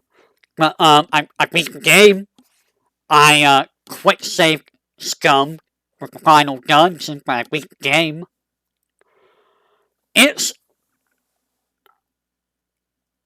legitimately a difficult game if you've never played it. If you played it at least once, it becomes a lot less difficult. Wow, surprising, I know. You played the game once, now you know what you're doing, and it's a lot less difficult? Holy moly! Who would have thought? But, yeah, it's like, okay, I could go here, grind here, get a bunch of levels, some money, get this good equipment and spells. Now I can go for this real quick. I can do this, get jobs early. I can get the airship early. I can seize this boss, etc., etc. That is not what I wanted to do. And it's not a very long game. It's like, once you know what you're doing, it's honestly a very short game. Like, about an 8-hour game.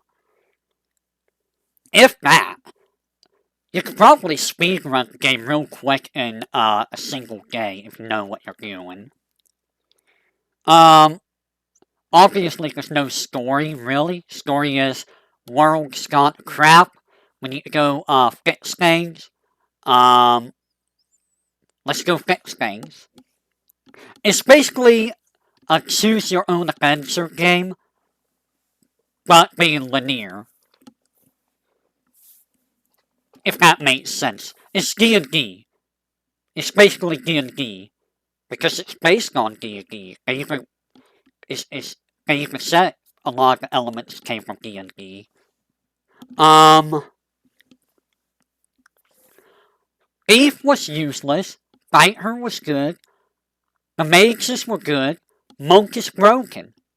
I have never used the monk class, but apparently monk is like the most broken thing in that game.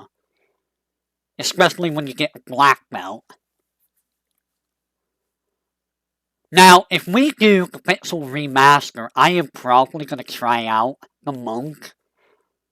But, you know, I need to get the Pixel Remaster first before I do that, so... yeah, no. Now, fun story, and this person is actually in the chat right now, I see you. He played this game on the NES, and for the longest time, he played the game without equipping anything. He got very far into the game with no equipment on. It wasn't until later that a friend of his told him, or showed him how to equip it. You know, like weapons and stuff. And, I don't even remember what part of the game he got to. He got pretty far in before he learned that. And I'm just like, how? Like, I played the NES version, like, some years back, and I'm just like, I don't know how you even did that, man. Like, did you, like, level up a lot? Like, what the crap did you do? How? That sounds like a forced challenge run. Oh my goodness. But yeah, NES version was very restrictive on what you can equip. You didn't really have an inventory. Like, every character had like 4 slots, and that's it. And you didn't really have very many items. So, yeah. They changed that in the PlayStation version, but, you had limited inventory otherwise. Not for characters, but overall. The Game Boy Advance and later releases gave you, like, MP, so no spell charges. You had MP, like every other FF game. You had, infinite inventory. It was a lot easier. And then, you know, we talked about, you know, a thing that Hate brought up earlier. The bonus dungeons. The freaking bonus dungeons. These did not show up until the Game Boy Advance version. And the PSP version added another one, which was infinitely worse. And they're all bad. Every single one of them is awful. Like, what was it called? Labyrinth of Time? Is that what the PSP one's called? Where you're timed on getting to Chronogia? And depending on how well you did and all that, Chronogia was stronger or weaker. Now, I did that, and I got the strongest version of Chronogia, and, it was, it was, it was awful. It was one of the most BS things ever. Funny how, post games and remakes ended up being, bad. And, really, really bad. Now, if the GBA version, all the post game stuff, not post game, but, bonus dungeons, gave you fights with, like, FF2 bosses, 3, 4, 5, 6. And the hardest ones were with 5, with Omega and Shinryu. And even as difficult as they still weren't too hard, if I recall. But they were still hard. But, getting to them was awful, because every floor was randomized. And some of the floors were just bad. It's just like, one of the floors is you have spikes that you can walk over and take damage. And you have NPCs who are walking back and forth. And if you didn't want to walk up the spikes, you have to walk after the NPCs and then pass them at the right spots. And keep in mind, random encounter rates in FF1. Oh, random encounter rates in FF1. Oh my god. Someone save me from my misery! I never want to redo any of that ever again. But it's a solid game. It's still a solid game. Oh yeah. Count Dragon Tales, like a dwarf, find monsters without magic items. Yeah, that was all fun. Or mazes. Mazes are fun, right? But yeah, this is a solid entry. I mean, if you're gonna play Final Fantasy, start with the first one. But do like, the GBA or PSP versions. If you don't want to deal with spell charges or, stuff. Or if you want to see how it originated, start with the first one. Alright, I will be right back. Give me a second. I must go to the void real quick and, unleash Sky Fury. Give me a couple minutes.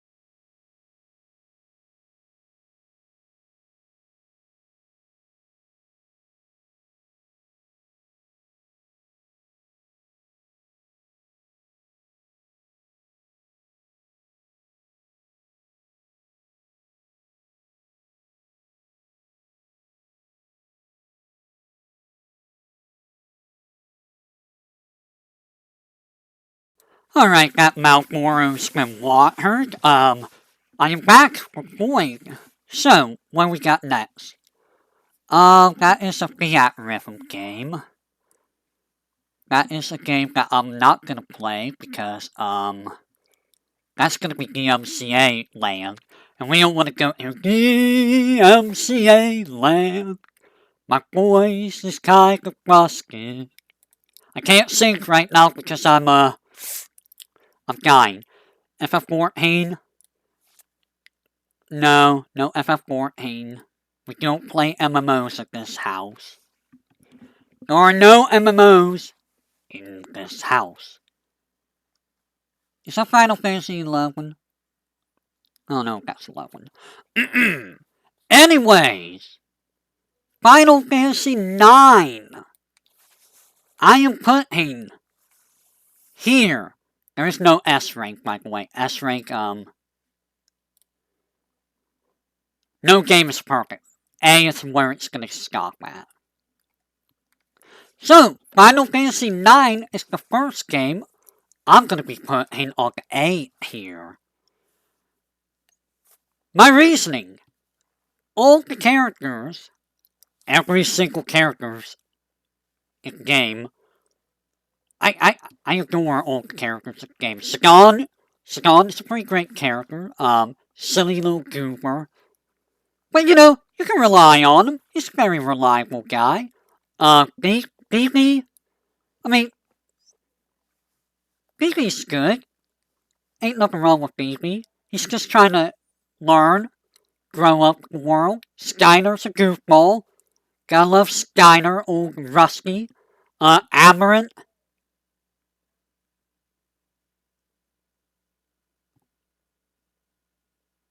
Garnet, no.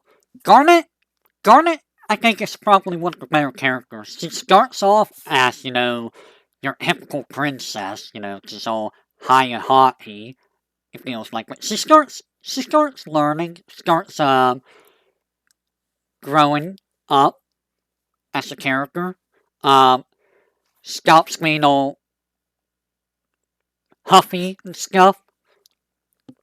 I think she's probably the best character of the game, honestly, up there with Sagan and Steiner. And then we have, you know, Freya. And, Aiko and, Amarant.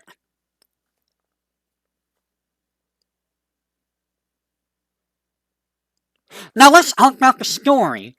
You know, the story. Now, I think this has one of the better stories in most of the FF games, honestly. Now, it does start slow. I will admit, it is a slow start.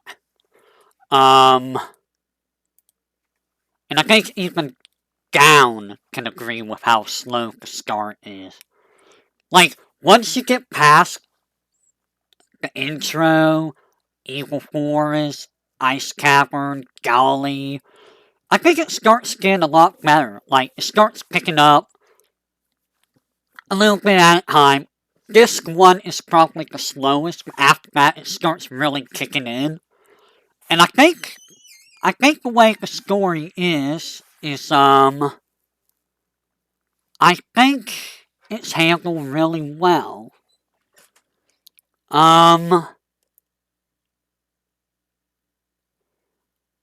I can't really think of any part of the story that I dislike, per se. I'm running it through my head real quick. I'm turning the wheel, turning the wheel, turning the wheel, running the movie reel. Honestly, there's not any real part of the game that I think is bad, so to speak. I mean, there's probably a couple spots that suck, but you know, that's just part of the course for games. The Desert Palace was kinda annoying, but it wasn't that bad. Oilbert was kinda annoying. What is it that I'm forgetting? Oh, it was, Ibsen's Castle. I did not like Ibsen's Castle very well. I never wanted to fight in that place. It was awful. Random encounters weren't too bad in that game either, honestly. It was like, sometimes it's different entire areas without any encounters. And it's like, huh. Getting all the treasures was a bit of a pain though, because they would have it all hidden and stuff. And without a guide, finding some of those treasures was kind of a nightmare, honestly. Combat was fine. Combat's like, if you took FF4, mixed it with FF5, and made it good. And by that, I mean, well, no, it's not mixed with FF5, never mind. It's basically FF4, but better. Everyone had their predetermined class. They had their roles at the party, like Sagan. He was going to be stealing all the time. That's all Sagan's ever going to do with his life is steal. Like, you never use Sagan for hacking, even though he's pretty good at hacking. And that's probably one of the most frustrating things about, FF9. Is that you never really got to do much with Sagan, except steal. And by the time you did, things were dead. Because, everyone else would kill him. Garnet, she was your healer, summoner, but, like, whoever uses summons in this game. Like, I have never used any summons in FF9, because it's like, they weren't worth it. Like, they were never worth the MP cost, and they never really felt like they did enough damage. Now, I know you can increase the damage of summons by, getting specific gems, like for Ramu, you get a whole bunch of paradox. The more paradox you have, the stronger his, Judgment Bolt got. But, I mean, still not really worth using summon. And Aiko's just a better Garnet when you get her, because her white magic is, like, infinitely better. She has haste. She has holy. You have Phoenix, which is actually useful. Amarant, meh. He helps here and there, but, like, meh. Freya, jumps. I mean, Dragoon's gonna Dragoon. Skyner and Phoebe was interesting in that if you have both party, Skyner would get access to sword magic. So you would take Phoebe's magic stat with Skyner's strain, and that's how much damage the spell or a hack would do.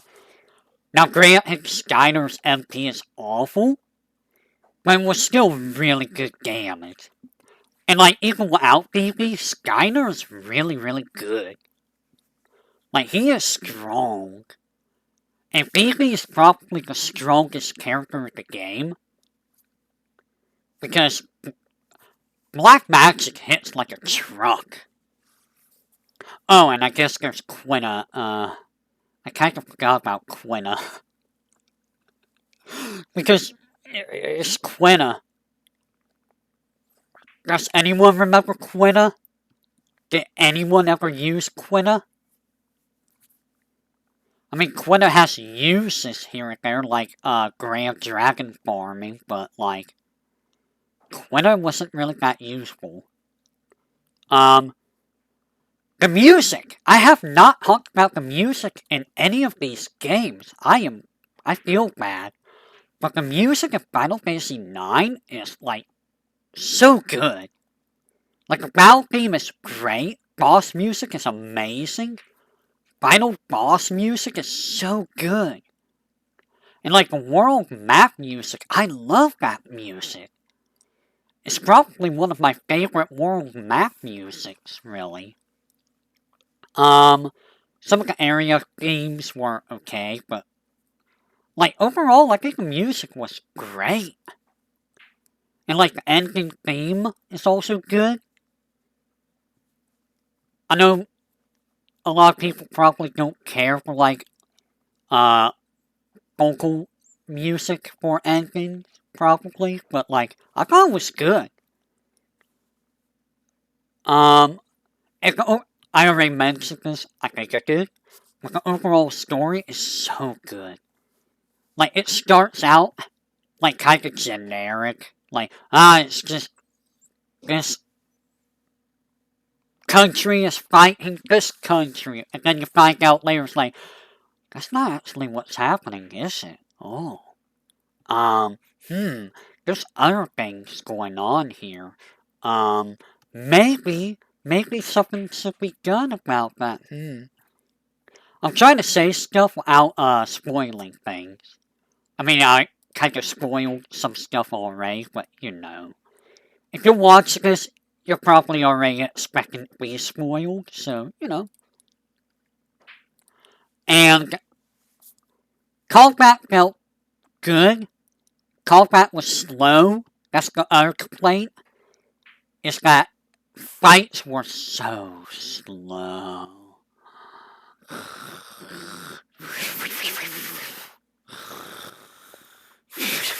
Huh? Oh, sorry, I was busy thinking about the combat. Yeah, it's that slow. And buffs were never really worth using. Buffs wore off so fast. And debuffs almost wore off as fast. Unless it was blind. Blind never wore off, but like, only one boss was weak of blind. But you know, sometimes debuffs did matter a lot. And that's where someone like Quina came in clutch. And then you have, you know, Steiner, who could do instant death, and it was broken because the way Iron Strike worked was not as intended. It was bugged to have like a higher accuracy for some reason. What? Someone screwed up the code. But yeah, overall, a game I would highly recommend to everyone.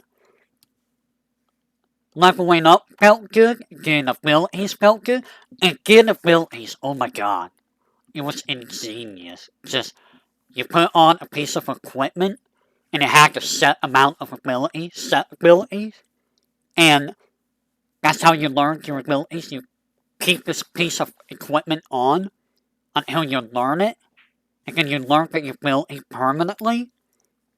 Otherwise, if you unequipped it and you didn't learn the ability, you would have to equip it again to have the ability.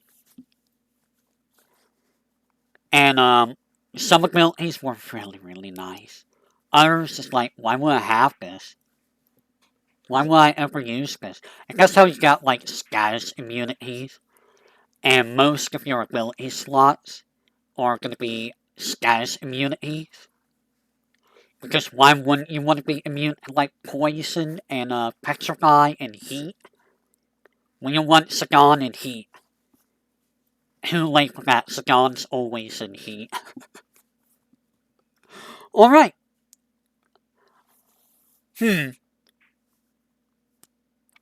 I have a funny story to share about this game right here. And this is a story that Down is going to remember. Now, Final Fantasy happens. For years, I refused to actually play this game. Now, Down actually let me borrow this game from PlayStation. And I played it, and I died. In the tutorial. The very, very first tutorial. And I never picked it back up again. And he kept trying to get me to play for years. I want to say it was like 7 years or something. And then finally I'm like, okay, fine, I'll go ahead and play the game. So I played it, and I struggled so much because SRPGs are not my forte. And I was like, man, I don't really like this game. This game feels bad to play. Especially some parts of it where it's like, okay, if I don't have this very specific thing, I just can't beat it. But after I beat it the first time and I played it again later on, I'm like, you know what? This game's actually really good. Like, the story is good. It's your classic politics story, Empire versus Empire, politics, all of that. Actually, I always picked the word Empire, so I think it was just politics. And then you find out, oh, uh, these are, everyone's having their strings pulled by this one group that's trying to resurrect someone. And it's like, it actually gets, it's the way they handle the writing for the game that makes it really, really good, in my opinion. Like, the story is kind of generic, I'll admit, but the way they handle the writing. Hello, how are you doing? I think it is just phenomenal. But it's just great. I can't say the word. Long time no see. You, I was wondering what happened to you. I hope you don't mind me ranting about the FF series. The characters are all really, really great, in my opinion. Like, I'm sure that Down is gonna say something here, but I like Ramsa, and I like Galita. I think they were both very good opposites. Galita, I think is how I used to say it. I don't know why. I don't know why I pronounced it like Galita. But Galita, yeah. Galita's a good anti-hero. And Ramsa's a good hero. Most of the other characters were kind of just there, but they were okay. I thought they were okay. Now, the main draw of the game is the battle system.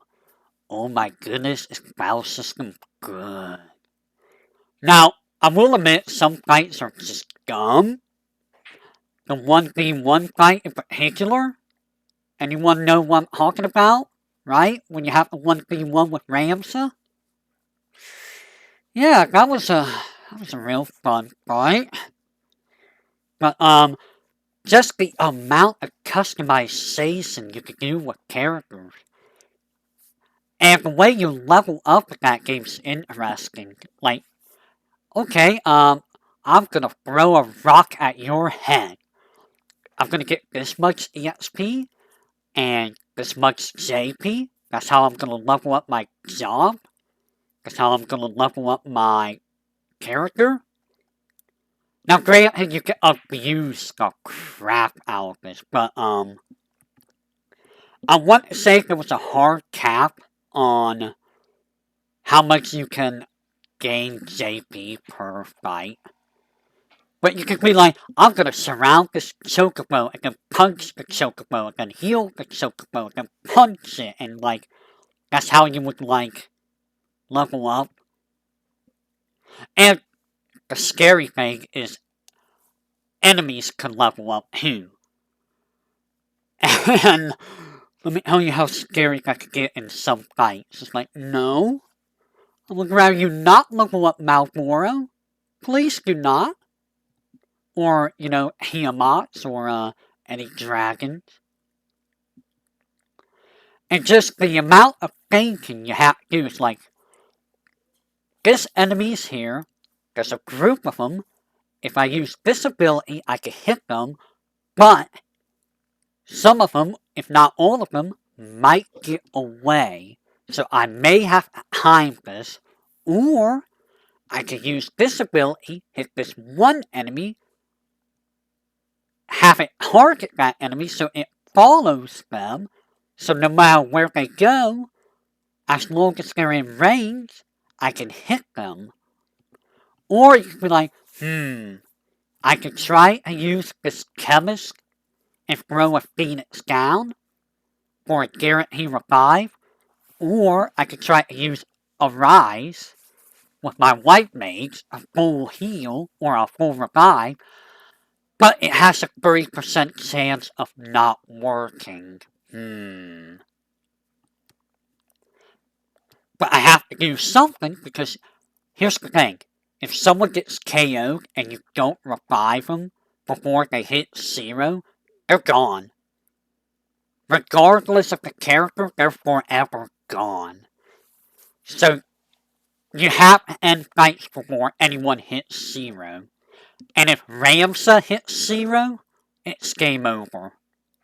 If everyone dies, regardless if anyone hits 0 or not, it's game over. So you have to protect Ramsa, make sure he doesn't, hit 0. But you have to make sure everyone stays alive, and you have to make sure that you don't lose anyone. Because losing someone like, say, Sig is so bad. Like, at that point, you might as well just restart the save file. Unless you're playing like Iron Man, because, like, that is such a big blow to lose someone and have to rebuild them all the way back up. It's like, oh, God. But it's very, interesting how you get in fights too. Like, you can enter a fight one of two ways on the world map. You can enter it from, well, I already said that you can enter from one of two ways. And sometimes you will get special fights. I think this happens late in the game, but like, fighting 11 monks is terrifying. Fighting 10 samurais is terrifying. Now, there's not much in the way of optional content in the game. I think there's a few, but they're not too big. It's mostly to get optional characters, like Cloud. Did you know Cloud's in the game? Did you know Cloud sucks?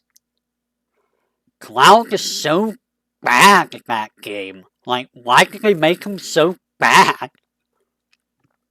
Also, fun fact, Final Fantasy Tactics was in development at the same time as Final Fantasy VII, I believe. So, having Cloud in that game is kind of big, honestly. But, like, anyways, there is one optional dungeon called Midnight Steep. I think it's called Midnight Steep, or Deep Dungeon. It's the hardest dungeon of the game, by far, because the deeper you go, the higher level stuff is. And in order to get the best summon in the game, you have to bring someone who can learn. See, here's the thing about this that's a little bit different. You have to bring a summoner who learn the summon that has a low chance of being learned. And if you want everyone to learn that, they all have to be a summoner. Now, I don't think you can teach that summon to, your own party. Some abilities you can teach in your own parties by hitting them with it, like Fire 4, Ice 4, Cure 4. Some of those you can learn by being hit by while in that class. Much like with Ramsa learning Ultima, in a couple of fights, he has to be in the Squire class. And you only get in like 2 fights. If you don't get there, you can never get it again, which sucks. And that's the same issue with the remake with Luso. By the way, at some point, I will be redoing Final Fantasy Tactics for my channel, so get ready for that. It will be the PSP version. And let me tell you, it's going to be a grand old time, because oh boy, Final Fantasy Tactics. I am not sure how I'm going to handle that, because I'm sure that it's going to be not as exciting as most other games, but I'm going to try. I don't know if I want to grind. Um, I don't know if I want to grind between um between streams or not. I am not sure. Um, did I not tweet this? I think I didn't tweet this. Let me double check. Did I not tweet? I did not tweet this. Oops. Give me just a second.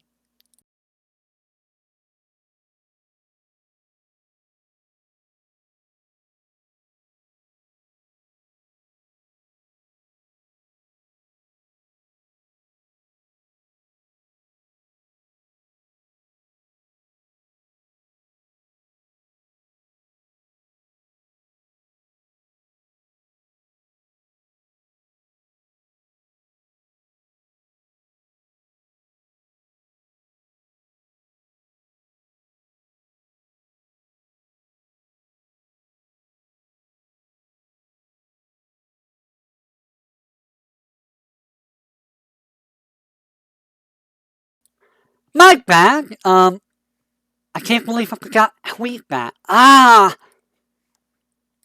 But yeah, I would highly recommend Final Fantasy Tactics. Would I put above Final Fantasy 9? Probably not. But it is a very, very, very solid game. The PSP version does add voice acting. Ye Old English voice acting, so that should be fun. I don't know if I'm gonna do the PSP exclusive stuff though. That might be up in the air. Now, do I even have to say anything about this game? Must I say anything about Final Fantasy VII? This is the first Final Fantasy that I played out of all the Final Fantasy. The first time I saw this was with Down when he was playing it while I was hanging out at his place years and years ago. And the first time I saw it was when he was fighting the Emerald weapon. Now, when I first saw it, I was like, wow, this looks amazing. Look at these graphics. Look at how high the numbers can go.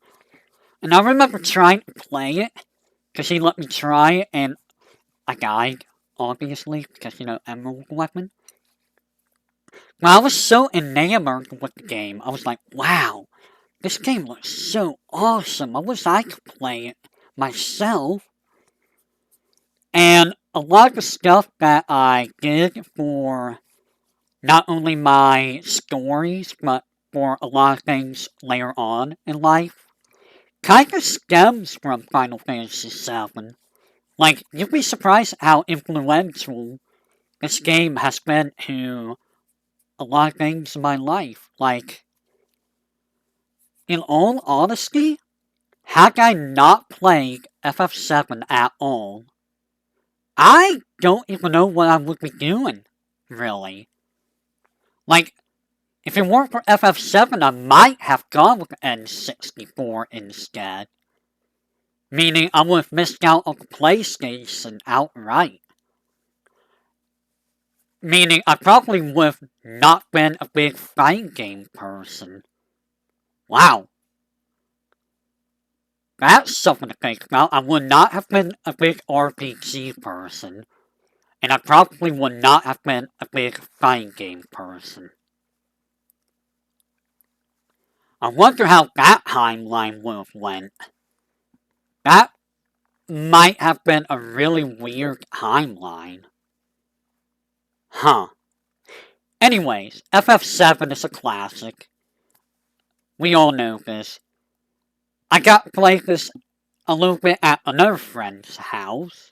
Whenever I use Escape at night, I will play it all night long. Start a new game, play it all night long. The furthest I got in an entire night was up to the end of Midgar, I believe. I played that much that I could get to the end of Midgar in like one night worth of playing. I could probably get to the end of Midgar and then some now in one scene. But after a while for Christmas, it was either Christmas or my birthday, I got a PlayStation. And with it, I believe I got Final Fantasy VII. So I was able to actually play the game my own. And boy howdy, was I infatuated with that game. Like, if you ask anyone who knew me growing up, they would tell you all I would ever talk about is Final Fantasy VII. Like, oh my goodness, this kid, he just does not shut up about Final Fantasy VII. He's just talking about all the chocobos and all the materia and the weapons and Cloud, not Cloud. I wasn't really a big Cloud fan, to be honest. Like, Cloud was cool, but way back then, I actually liked Barrett the most, if you can believe it. Barrett was the character that I initially liked the most. And then later it became Sid. And then later it was Cloud. And then ultimately it became Aerith. We'll get to that later on. But yeah, it's just like I just talked about the game all the time. And I would just like write down strategies for every game. I would write down like what the enemies drop, what you can steal, what they morphed into, what items were in what areas. Like I have my own Brady Games guide that I wrote myself. I also found some glitches on my own, like a WIM glitch, where you can duplicate items. That one I found on accident when I was fighting Ultimate Weapon. Because I noticed when the fight ended, I already had my first item picked, and the fight ended and it wouldn't let me pick any more items. So I canceled it a bunch, and I'm like, wait, why is my item count going up? It's not going down. And, lo and behold, I discovered the glitch on my own. And I used it ever since. And, there was also things like enemy skills, how to get different materia. I remember the rumor, there was a couple rumors that I heard. I don't remember if Downs the one that told me this or if it was somewhere else, but there was like 3 different rumors. One was like the silver chocobo. This is probably the most common one. A chocobo that could go underwater. I remember trying to figure that out for so long. And then I found out that was fake, and I'm like, oh. And then there was like some weapon, like 2 different weapons. I forget one of them, but I think one of them was called Cheese Weapon. And I'm like, Cheese Weapon? That sounds dumb. And I found out real quick that was a fake. I forget what the other weapon was, though. But yeah, it's just like, so many rumors came up for that game. It was amazing. And of course, the big rumor, I'm not going to spoil it, but I mean, it's like 30 years old at this point. Oh my god, it's been almost 3 years. I just realized that. It's been almost 3 years.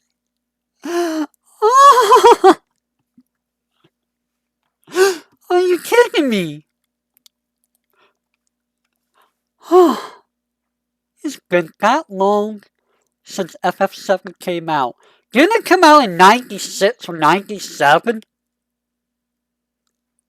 Oh my goodness. I am a boomer. But let's talk more about FF7. The story, at first, when I first played the game, the story was amazing. It was like, wow, this story is so cool. These characters are awesome. What is going to happen next? Nowadays, I'm just like, the story's okay. Like, there's some big plot holes in the stories when you really look at it. And there's some parts of the stories that kind of are like, eh?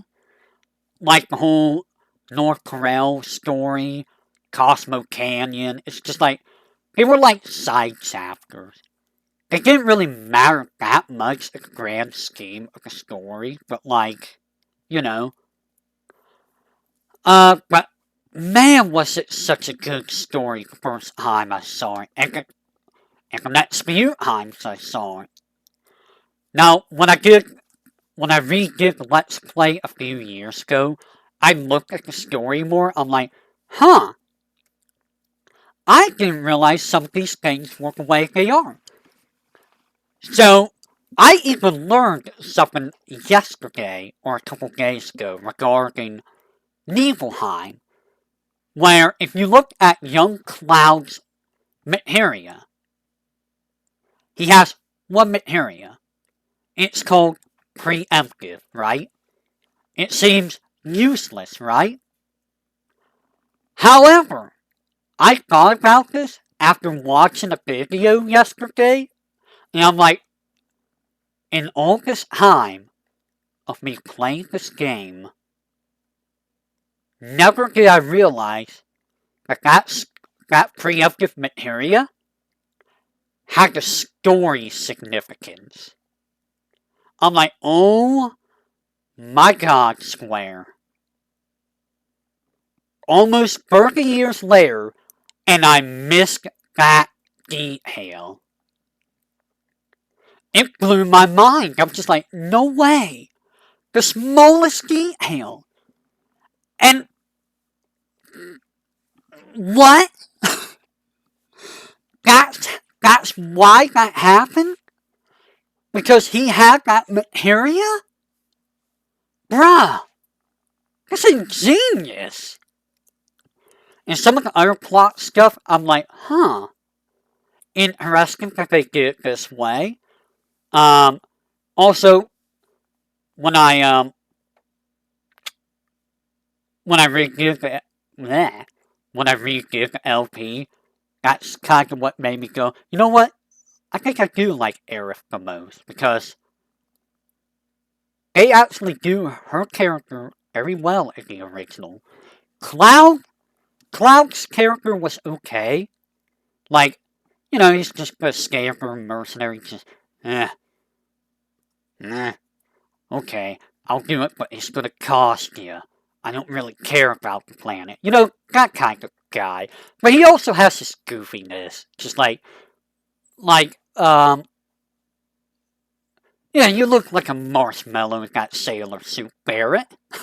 You know, that kind of silly nonsense that he has. And then there's Tifa, which, I mean, she exists. I never really cared for Tifa. Like, she's got one character in the game where it's just like, she's there. She kind of does things, but, I mean, she's important. But, like, eh?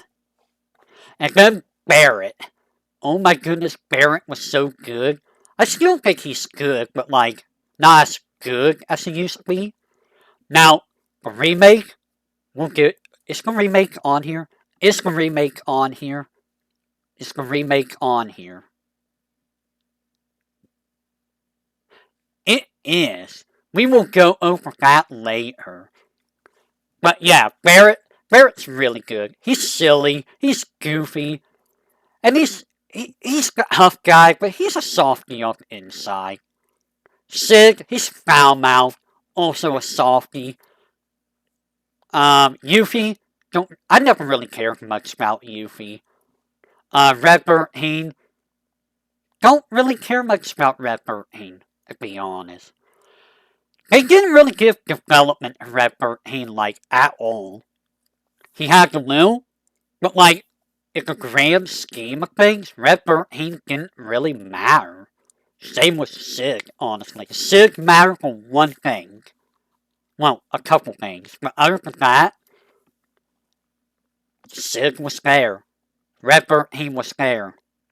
Yuffie and Vincent, they were optional, so I can see why they didn't get as much development, but like, didn't really care about Iron 1, Iron which way. Kate Sith, don't really care about Kate Sith. You really only, for me, it was Cloud, Barrett,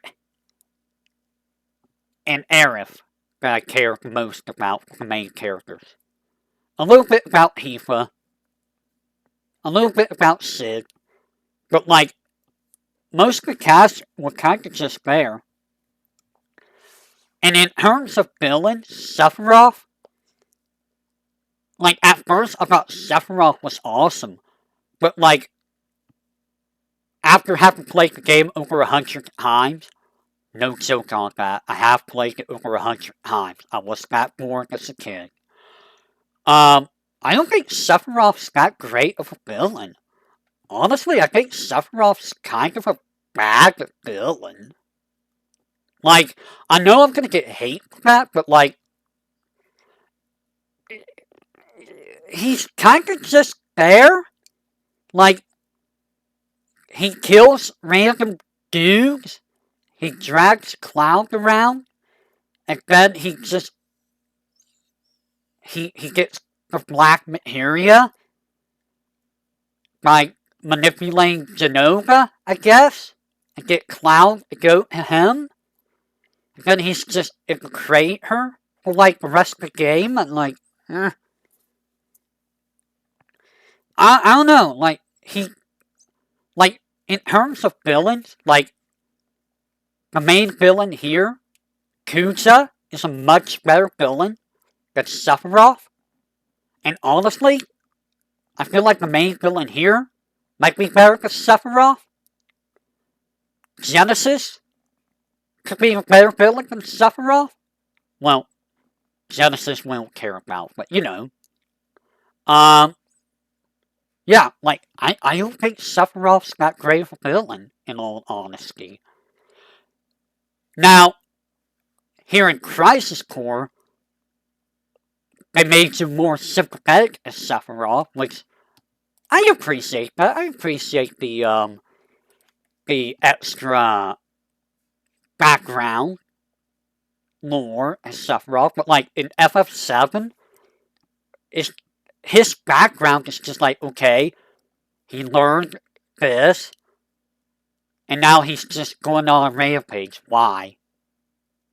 He's throwing a temper tantrum because of he learned of his origins.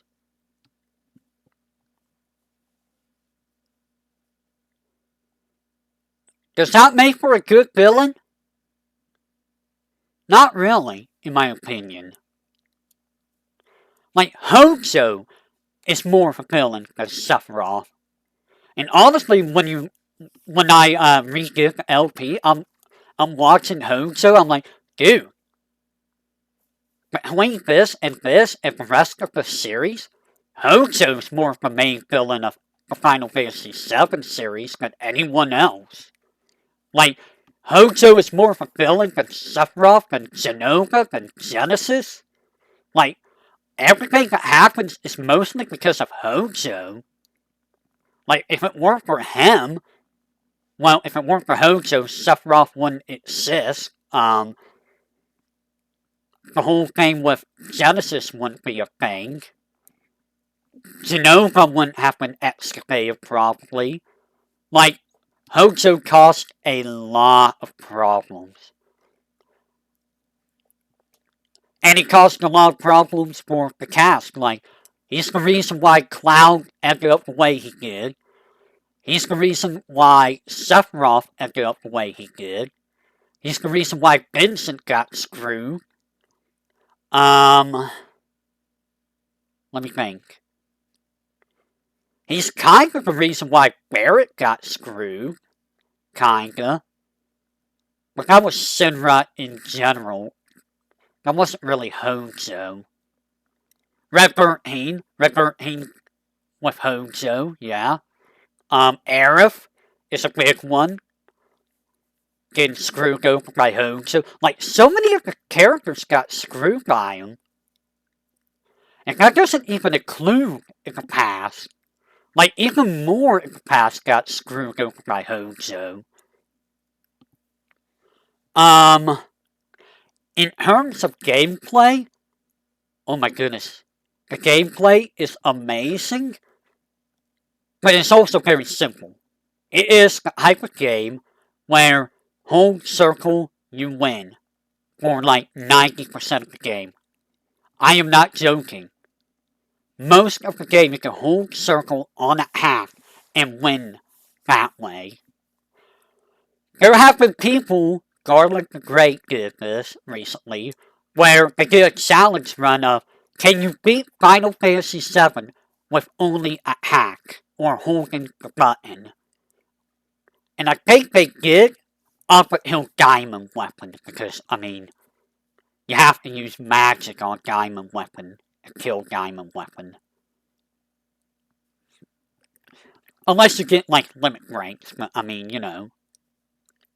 That's even harder to do. The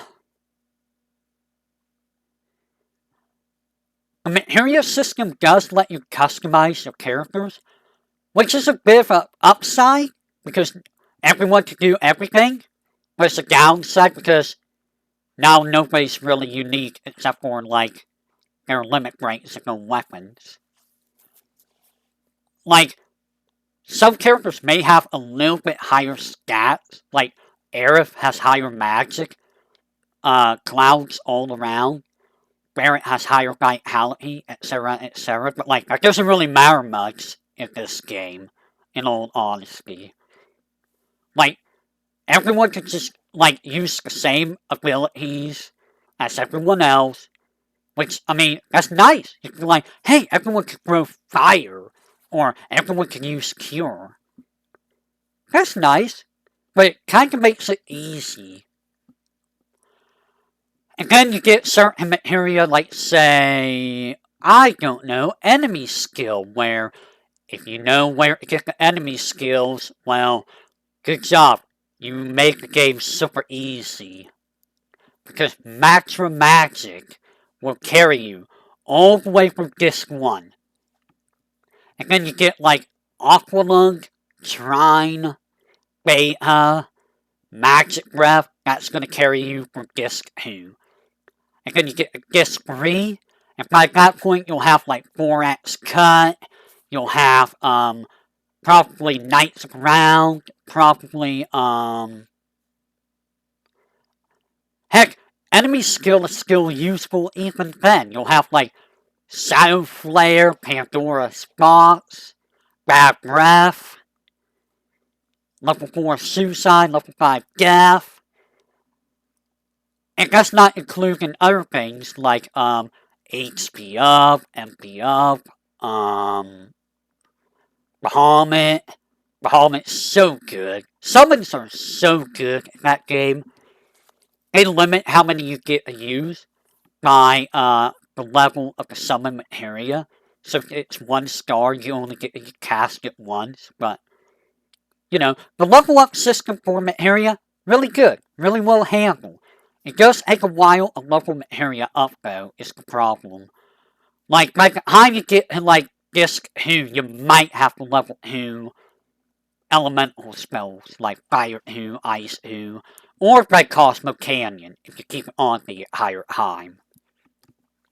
Now you can level up quicker if you use like double AP equipment or triple AP equipment.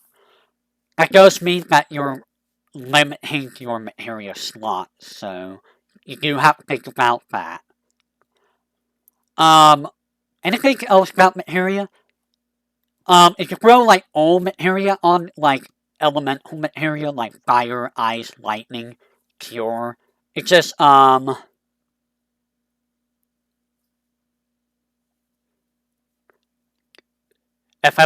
guy skill scream. Which FF7 guy? Garland? Anyways, what was I saying? Materia combinations can be really, really broken. Like, if you throw, like, say, active effect with time on your armor slot, you become immune to slow stop. I don't know if you become immune to haste, though. But let's say you put, like, active effect with destruct on your, weapon. Now you have instant death on your regular attacks. So, that's kind of scary. You can also put, like, elemental ability on your regular attacks. You can put elemental resist on your armor. You can put, you can make it so that you can absorb HP or MP when using abilities. You can make it so that you can, counterattack. You can make it so that you're in the back row and do the same damage as in the front row. Materia is very strong. However, you're probably not going to use that many of the materias, I'm going to say. You're probably not going to use additive effect that much. You're probably not going to use, HP absorb or MP absorb. I don't know, maybe you will. There's a whole bunch of different combinations you can go with. But, anyways. Equipment. Most equipment doesn't really matter, except for materia slots. Now later on, when materia slots don't matter as much, some equipment is good, like Minerva Band for the females, or Mistyles, or Dragon Armlets, things that give like elemental absorb. Those are good. Those are worth keeping an eye on. Um, Things like the weapons kinda matter for attack a little, but not as much. Because you're probably not going to be using the attack command as much as the game goes on. You're probably going to be using abilities, spells, summons, enemy skills. And here's another thing that you probably would not think of. Items are strong. It cannot be said enough how strong items are in this game.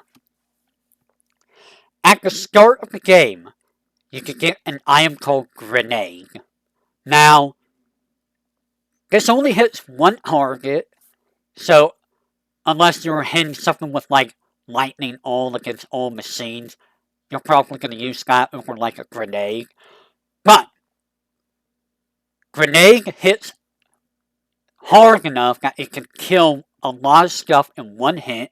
It's about 150-200 damage on its own. And it's not affected by row. So you can put everyone in the back row and just chuck grenades all day long for full damage. And back row cuts all damage, physical damage, by half.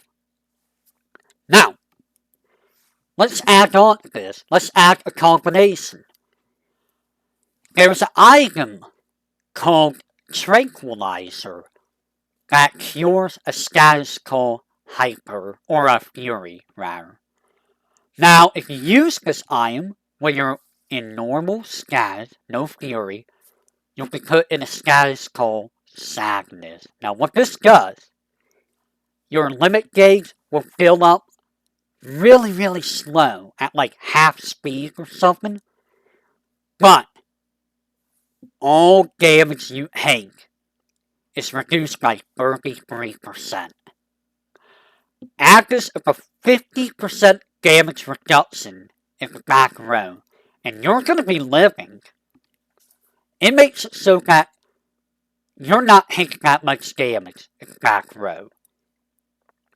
And there's no reason not to have that status, unless you're leveling up limit breaks, which you're going to want Hyper for.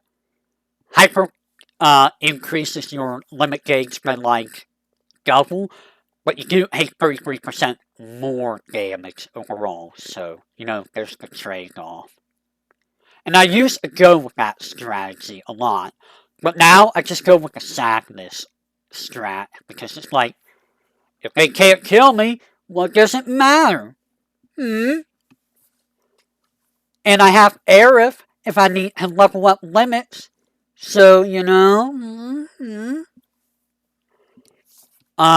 But yeah, later on, there's other items like Mullet Hobs, Right Arms, S-Mines, Dragon Scales, other elemental items. They are all strong. Like, if you don't want to use, like, say, MP, and if you think that your spells are not doing enough damage, or if you don't have access to them. Like, say you get a Arctic Wind. This casts Glissaga, right? Or Ice Free. And say you don't have a way to cast Ice Free. You can just use that. And that will do a crap ton of damage to all enemies. Or one enemy, whichever. And Dragon Scales cast Aqualung for around 2,000 damage. And it's one of the rare items that does water damage. There is a water element. You won't see it very much. You only see it with Aqualung, Leviathan. If you put Leviathan with Elemental on your attack, or Dragon Scale. Holy is even rarer. I think there's like 2 things that does holy damage in the whole game. But anyways, I digress. Anything else? Limit breaks. They're very strong. They can break fights, especially if you do it early on. If you grind Cloud's limits in Train Graveyard before going to Sector 5, you're gonna break the game. I'm telling you right now. Not only that, you can also grind for Ethers, sell them for 750 gil a piece. And there you go. There's all your money for the rest of the game, almost. What else about FF7? The world map, let me tell you, I thought that, and I'm sure most people thought this, that the entire game, I thought was going to be inside Midgar, because Midgar felt massive when I was playing it. And then you get out of Midgar and it's like, whoa! There's a world map? There's so much stuff! And it's like, oh my goodness. It looks a little barren, because, PS1 game is going to look barren. It's not going to look like, say, Final Fantasy 12 or whatnot. But it was still amazing. And you can see all the hounds in 3D. You can see vehicles and chocobos in 3D. It was like, whoa, this is cool. The pre-rendered backgrounds for areas were really nice too. I wonder how they set pathfinding, because those were made. The backgrounds in all the areas of the game They're actual backgrounds. They're actual pre-renders. So I wonder where they put like the borders, all the borders. Although sometimes you could break the game like this too, when you're returning to Midgar, when you're parachuting down, if you're holding upright, you can skip all of Midgar and go right to the end. Like, someone didn't pay attention there. Or in some cases, when you have a dialogue box open, you can still move and break the game that way. And years later, I remember this, it was a speedrun thing, where someone found out how to click through the world after Midgar by using a chocobo, and using the chocobo and go all the way to, I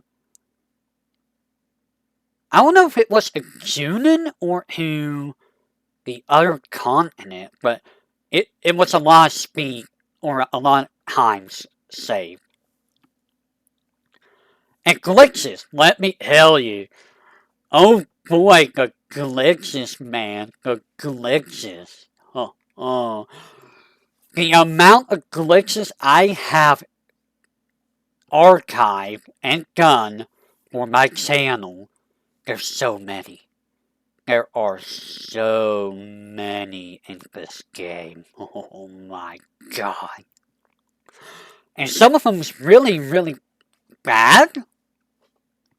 But there's a lot that are actually really, really good. And you can use the good ones to just outright break the game.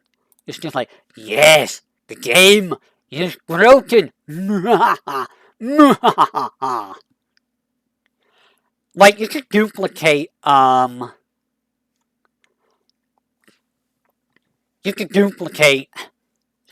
items, some,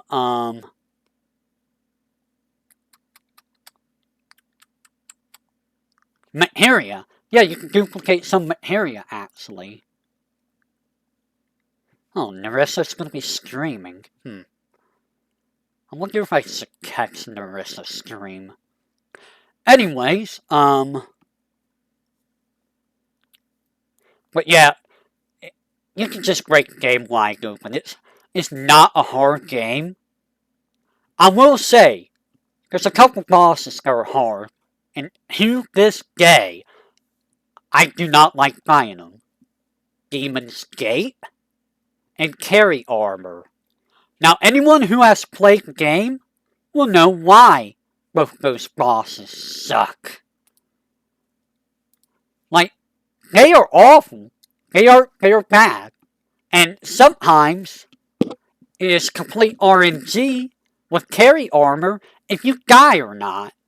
And it's just like, oh my god, stop, please. Side quests. Let me tell you, this game has some pretty good side quests. Gold Saucer, really, really good side quest. Chocobo racing can be a little tedious, but racing your own Chocobo can be good. And getting some of the rewards is good, unless you find Joe. Screw Joe. Joe's a seer. The Battle Arena's where it's at. How many hours have we all spent playing the Battle Arena? Or, like G-Bike. G-Bike was great. Snowboarding was good, too. The whole Woot High side quest kinda got annoying, and it could be hard. I'm not gonna lie, it could be a little hard if you didn't know what you were doing. What other side quests were there? Bone Village digging, there was that. I'm drawing a blank on some of the side quests. There's the Sunken Galnica, there's Ancient Forest, there's the weapons. It's mostly Gold Saucer, though. How long have I been talking about FF7? Has it been like half an hour just for FF7 alone? Oops. Maybe I should move on. Let's move on. FF7 would recommend. I would still place it below 9, but above Hacks. Final Fantasy 8. I would place here at B. Final Fantasy 8 is one of those games for me. It was my second Final Fantasy. I was more impressed with this game than Final Fantasy 7. And I loved it. I thought it was amazing. And I'm gonna tell you all a little story. And Gal knows the story. Now, there was a time in my youth when I was a little boyling, back in middle school, there were times that I would stay up all night playing FF7, right? Now, because of this, I had my controllers taken away, right? Now, there was a time where I would take the controllers at night and I would play FF8 all night long. Now, there was one night I was in the desert grinding cactars, right? And I'm just minding my own business, and then I look over to my left at my door, and I just see my mom just standing there with her arms crossed, staring at me, and I'm just looking at her, frozen in fear, and the only thing that came out of my mouth to my mom, I said, "Can I please save my game?" And she's just like, "You have some nerves asking that." I'm like, and I'm just like, I mean, she's not wrong. I did have a lot of guts asking to save my game at like 3 o'clock in the morning when I had school the next day, I think.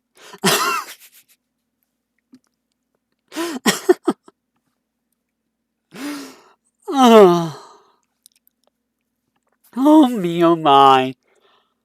By the way, going back to FF7 real quick, that's how I beat Emerald Weapon. I was up all night playing Emerald Weapon, trying to figure out how to beat him. And randomly, I beat him. And I was just like, what? I won? How? We're going to FF8 now. Story-wise, I thought the story was good originally. Now, whenever I think of FF8, I only think of Disc 1 being good. After Disc 1, I feel like the story kind of drops more and more. Like, I don't know what happens. Like, I think it's because Disc 1 is very focused on what's going on. And then you get Disc 2, and then it's like, okay, gotta escape here. Gotta do all these things. I mean, Disc 2 halfway through is still good. I think it's Disc 3 where the ball drops hard. Because it's just like, really? We're gonna do this as Squall? This is where we're going with the story? I mean, I get it. It's a story about a teenager, a bunch of teenagers. And then later on, it's like, this is, adolescent, basically. Because Squall's like, what, 17? 18? How old was Squall? I think he's 18. And he's never had any interest in anyone. It's like the first time he's really had interest in someone as the game progresses. You notice it as the game progresses, but, And it's just like, later on, I'm just like, I get what they're going for, but it's like, it kind of drags the story down a little bit, I feel. But overall, I think the story's a solid B. It's kind of like 7, where I would give it a B as well.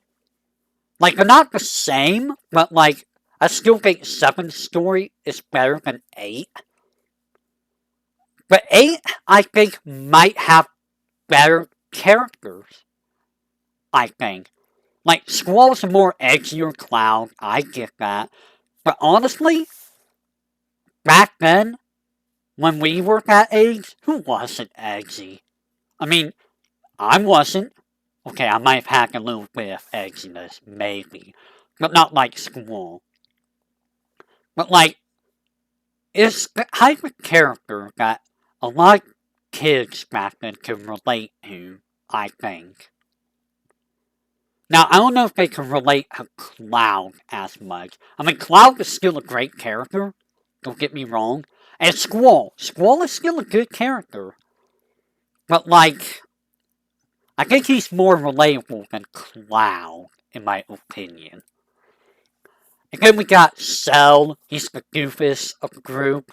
There's always got one friend of yours who's, like, a goofball, idiot. I'm sure that I'm gonna hear about that later from people. He really likes his hot dogs, Don't know. Cell loves hot dogs. But, I thought Cell was good. He might have been a little bit annoying, but he was still good. Renoa. That is a character that I'm conflicted about. You see, originally, I didn't really care for Renoa at all. Like, I thought she was annoying, like, all the time. In recent times, I actually do like Renoa a lot more. Now, I will say, here's the thing about the PlayStation era main character females. They are all kind of similar looking. Like, Tifa, Renoa, Garnet, they all kind of have the same, face and head, kinda. They're all different personalities, though, But, like, in terms of personality, I understand what Renoa was trying to do, what she was, going through all that as a character. I think she's a much better character than I originally thought. Like, she's trying to get Squall to open up in whatever way she knows how to. She has her own issues, which, we all have our own issues. Let's be real. And, she gets scared. Like, who wouldn't get scared at what's going on? But, I think she's a fine character. I think she's better than Tifa, honestly. Is she better than Aerith? No. No, she's not. And then we have Quistis, your teacher, who's somehow the same age as you, but is your teacher. Quistis is a character I never really cared for. Even now, I don't care for Quistis. Quistis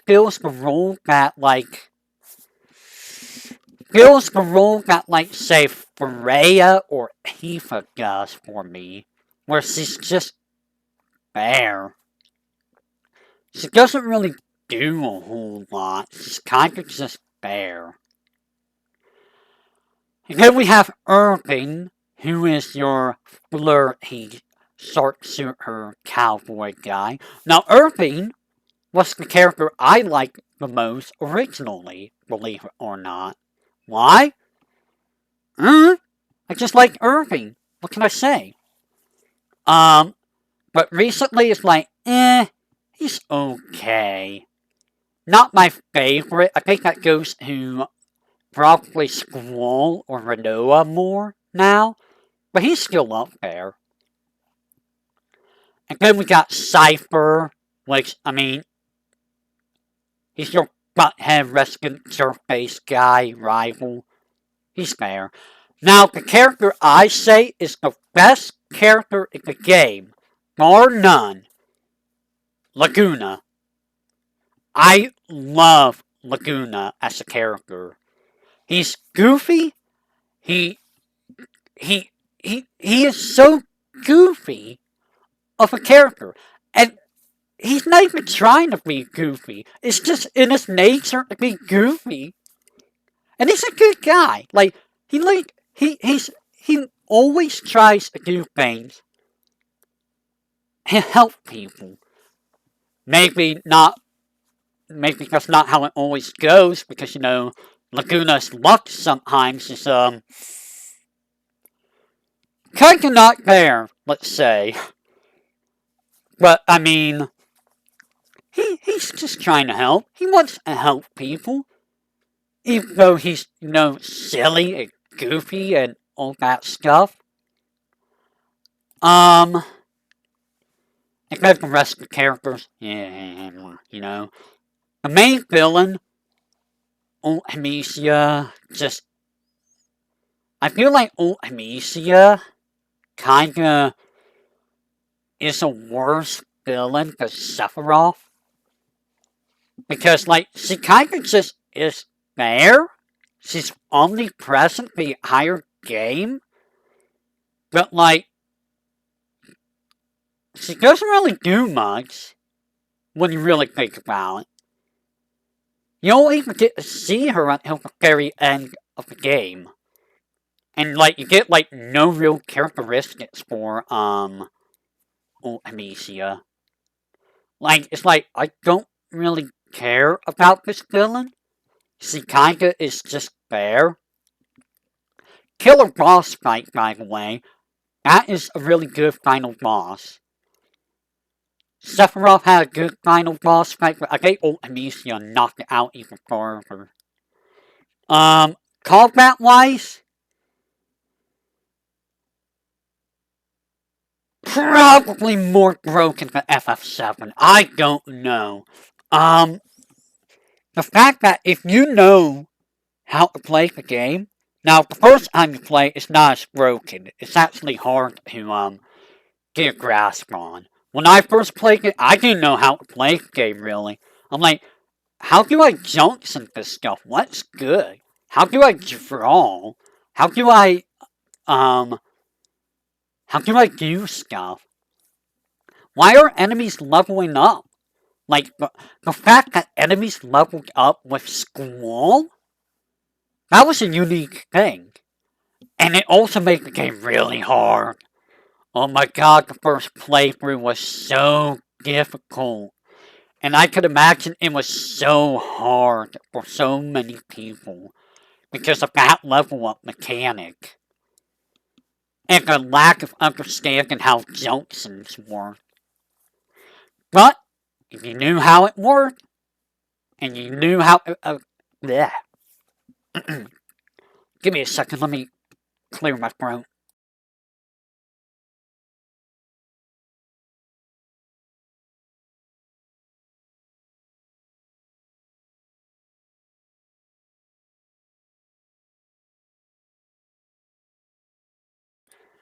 Alright. So, if you knew how the mechanics work, and you knew how Triple Triad worked, you could break the game from the start of the game. You can make it so Squall stays level 7 the entire game. You can make it so that you don't have any enemy encounters. And then, from there on, every enemy is going to be level 7 except Omega Weapon. So, you can have every enemy be level 7, but you can make it so that you have, level 100 plus stats. It's very broken. And you can get stuff like, at the start of the game, you could get Curaga for everyone. It is stupidly broken. And you could get your Siege rank a max. Now, that one's a little bit trickier, but you could just get your Siege rank maxed out, get money all the time, Not that you really need money too much, but you know. Um, the most broken character in well, let me go back a couple things. In FF9, the most broken character was probably I want to say Phoebe and probably Skyner. In 7, it was probably Cloud because Omni Slash, but Yuffie was a high contender. FF8, Squall is pretty strong. However, two characters outdoes Squall: Selphie and Cell. Now, Cell outdamages Squall even with Lionheart if you do it right. If you give the enemy Vitality 0, no enemy is immune to this, and you loop Cell's limit break between Punch Rush, Heal Drop, and Booyah, you can hit upwards of like 300, 400,000 damage with just Cell. Selphie can kill anything in the game, including the final boss, including Omega Weapon, with the end. The odds of getting the end are so low, but you can kill anything in the game with Selphie. Okay, let me go back. FF7. Most broken character is Kate Sith, because he can do that too. Anything in the game, except make the final boss. So Kate Sith for FF7 for C's, Selphie for C's in FF8. Okay. Equipment didn't really matter for like anyone except Squall. Like if you wanted Squall to be good, that's all you focus on. Everyone else, you don't even worry about them, which is kind of a shame. It's like you have all this upgraded equipment for characters, but what's the point? There's no reason to get it. The limit break system was unique. If you stay in low health at all times, you can get limit breaks like constantly and just murder everything. And sometimes that's what you want it to do. And if you didn't get a limit break, you can just skip your turn and maybe you'll get next turn. It's a very broken system. ZFs are also broken because they act as meat shields. And you can just boost the damage of them really high. And you can just summon them indefinitely until they get knocked out. Now, I don't use ZFs at all because there's no reason to. But, they are pretty solid. Now, GFs are important because that's how you get, like, abilities like Defend, Recover, Revive, and that's what the game breaks. You get the GF abilities like Status Magic Refine, or the Refine abilities so you can turn items into spells, or stuff into other stuff, and you can just get stupid stuff real early. And if you do it right, you can get, like, Recover and Revive on, like, everyone. And Recover and Revive are broken, because Recover is a full cure. You restore all HP of one character. Revive is a full revive of one character. You have to have a higher party. You don't need full life in your spells. You don't need Kiraga. You have Recover and Revive. What else do you need? And the way spells work is interesting in the more spells you have, the stronger it is. So if you have like 20 fire spells, it will be weaker than 50 fire spells. And that goes for when you cast it, when you equip it to stats, etc., etc. And the fact that you have to draw the magic, like, you don't have MP at all. Your cost is 1 use of that spell, which was interesting. And in the early days, I used to use magic like a lot because it's like, why wouldn't you use magic? Magic is like so good. You got infinite magic. Just use it, right? But then I learned that magic is kind of just whatever, and the game default or a default, and you just hold circle and win. It's not a very hard game when you know what to do, like most games.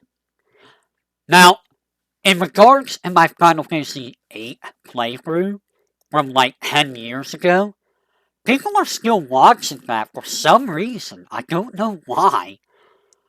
I did think of redoing that Let's Play. However, it's such a low priority that I don't know if I will. The only reason I would if I have a remaster.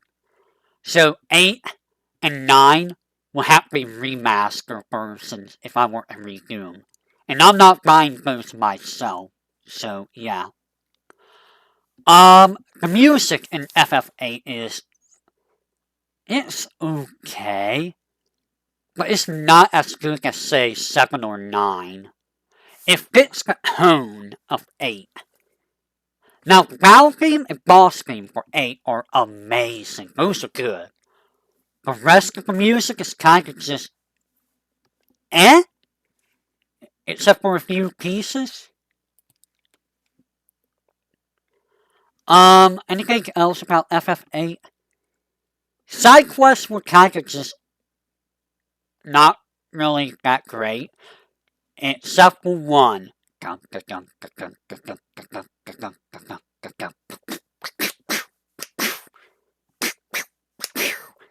And you know what I'm talking about. And that is Triple Triad. The amount of time I spent playing Triple Triad. I spent hours playing that before. It's like, the game is addicting. There was even a point in my life when I made my own Triple Triad cards and play with people in my class. It caught on a little bit, just a little bit. I even played the principal. I brought those cards to the principal and I had him play me. Not only in my Triple Triad game, but in my Yu-Gi-Oh-esque game. Which, I'm not going to talk about that, but downloads what I'm talking about. Overall, though, a solid B.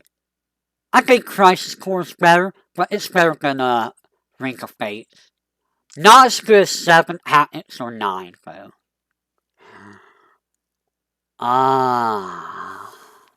Now, you want to talk about a game I put above FF7? Final Fantasy X. Now, I know a lot of people don't like FF10, if only because of Hedus. I think Hedus is a good character. I think he is a relatable character, because, like, they say he acts stupid and stuff and annoyed, but, like, when you think about it, the guy was just ripped out of his home and thrown into someplace completely different. He doesn't know what's going on. He doesn't know how a thing can act here. He's gonna be lost. Like, of course he's gonna act that way. Like, yeah, he's gonna sound whiny. Wouldn't you? If you were in his situation? But, overall, battle system. Let's talk about the battle system. It is different from all other FFs in that it's not 8 HP.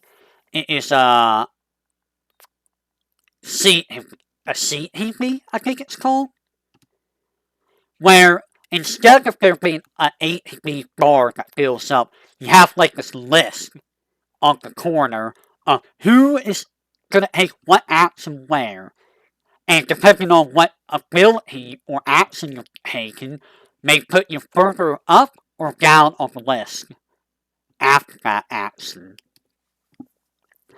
Which make it interesting because you could just plan strategies around every fight. It made every random encounter a there is a flyer, an armored guy, and a fast guy. If I bring Waka and kill the flyer, the fast guy might get a turn before Waka. So what if we switch Waka out for Aegis, have Aegis kill the fast guy, and then whoever is next in line to switch out for Waka and kill the flying guy, and then whoever's left to kill the armored guy. You know, things like that. And items were useful. Items were very useful. Everyone was useful. Almost everyone was useful. Right, Kamari? Right? Kamari? Right? Right? Blue Sonic Man? But overall, and depending on who participated in the fight, would determine who would get EXP and AP. So if you didn't use some characters in a fight, they wouldn't get anything. So you would be like, I want to rotate everyone in every fight so they get some EXP and AP. So there's that part of the strategy element so that they didn't fall behind. And then there's the spear grid. This is how you customized everyone. Now, before you get to the very end of the game, everyone has their own unique spear grid.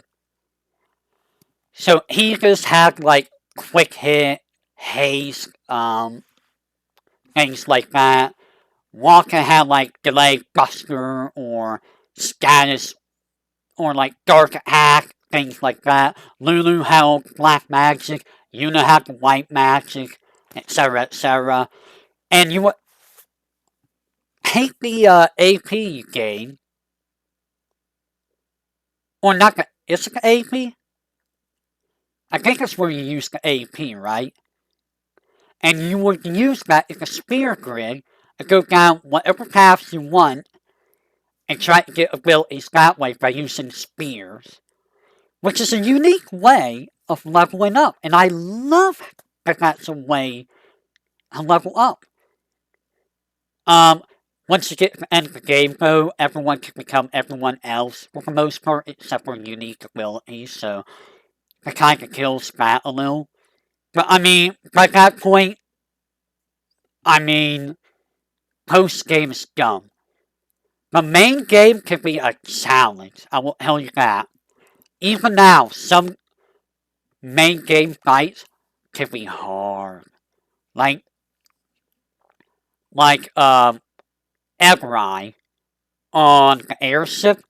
One of the harder fights in the game. Ebrai is hard. Seymour. Do I need to say anything else there? Some random encounters are back who like to say, anything to do with Malboros. Anything to do with Malboros. Just anything. Anything at all. But overall, I think the game is a very solid game. It is, definitely worth playing, I say. Just for the combat alone. Now, combat can get repetitive, but, I mean, you know, that's RPGs. For characters, I think everyone is good. Except Kamari. Nobody cares about Kamari. I already talked about he is, Waka. I mean, Waka can be silly and stuff, and he has his grudges, but, like, he's not a bad character. He has his own views on stuff, you know, like everyone else should, hopefully. Lulu, I didn't realize how snarky Lulu is. Lulu is a very, very snarky, lady, like, very snarky. How many belts, though? She gets a down vote for all the belts. Like, who needs that many belts? Oh my goodness, Nomura, your belts. Orin is probably my favorite character in the game. There's just something about Orin. I don't know. He's the way he looks, the way he acts, the way he plays. But again, I am biased towards samurai-esque characters, so I mean that's probably why I like Orin so much. But just the way he carries himself, I like that. I like that in a character. Riku, probably one of my least favorite characters. She's not bad, but like I don't really care that much for Riku. And Yuna, who is my other favorite character, I just like it's hard to put things in words for me. I am not a very good speaker of my thoughts. Like it's kind of like Aerith, where I like the way her personality is. Soft-spoken, kind, gentle, but not afraid to speak her mind when she needs to. Not afraid to take action when she needs to. She does keep a lot of things to herself, but I mean, the things that she keeps to herself, can you blame her? Because, that's a bit of a heavy load to, unload anyone. Give or take. Granted, he is just the only one who doesn't know, but, you know. Also, I just like her design. Now, the voice direction, this got fixed in, later games, like, Henhu, Dissidia, etc. They could have done better with the way voice direction went. I know why. Sometimes she speaks real slow, like this. And then sometimes they speak real fast. That's because they're trying to keep up with the Japanese, mouth movements, which we see where that went. Jack was a pretty solid character. He gives you a good reason to not like him, but then you find out his history and stuff, and it's like, oh, well, now I kind of feel kind of bad. Honestly, to me, the main villain for Final Fantasy X would be Seymour. That would be who I peg as the main villain. He's around often enough, and you just hate the guy. I know the main villain is supposed to be, spoilers, but like, he just appears. He's a space flea. He just appears out of nowhere. The story, I love the story. I love the way the story is. There's not really anything wrong with the story. Like, it's home from Higgis's view, which is hilarious if you die at any point before, you get to where Higgis is not telling the story, because it's like, wait, that didn't happen. We're gonna Prince of Persia this to go back in time. But, overall, I think the story is really well done. Like, when you think about it as deep as, like, Final Fantasy 7 or 9, there is a lot of meaning behind the story. Like, again, it's hard for me to actually explain. I'm not sure how to explain it. Other people would be able to explain this better than me, but like, it gives you the sense of a journey, because it is a journey. It's Higgis's journey for Spira being Yuna's guardian, and you get to experience what he got to experience. You'll really get to see the viewpoints of the other characters, because you're 95% of the time you're Higgis. So you don't know what anyone else is thinking or all of that, but you learn all of this from Higgis, and it's just like, there's some deep stuff that goes behind some of this stuff. Some of the stuff behind the characters when you really think about it. Like, Waka and his hatred of Albed, Yuna and her entire journey, Orin and the reason why he's around, Kimari and the reason why he's Yuna's guardian, Lulu's whole backstory, etc. There's a lot there. There's a lot to digest. Music-wise, I think the music is really good. Like, there's not many tracks in the game that I would say is bad. Like, there's a couple that are like, but they are very fitting for the mood. That's the thing. That is the thing that I do. I try to fit music in the mood of whatever's going on. And they nailed that in Final Fantasy X. Much like with Final Fantasy 7 and 8. For side quests, I hate the side quests. I do not like the side quests. The side quests in this game are probably some of the worst side quests, I feel. The Chocobo racing is, Blitzball is, yeah, I like Blitzball.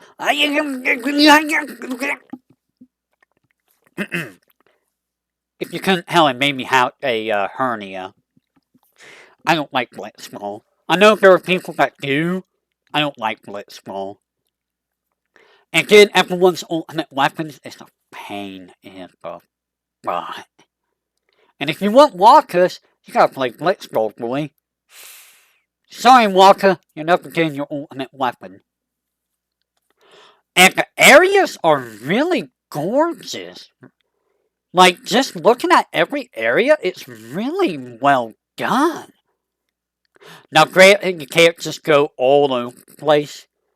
But, like, it's not pre-rendered, I don't think. They are really well done. Like, every area feels like its own, for the most part. So, that is all I can think of for Final Fantasy X. I will highly recommend it. A game I will not highly recommend is Final Fantasy X-2. The first game in the Final Fantasy series that got a sequel. And I'm gonna tell a little story involving this game. It might have part of the reason why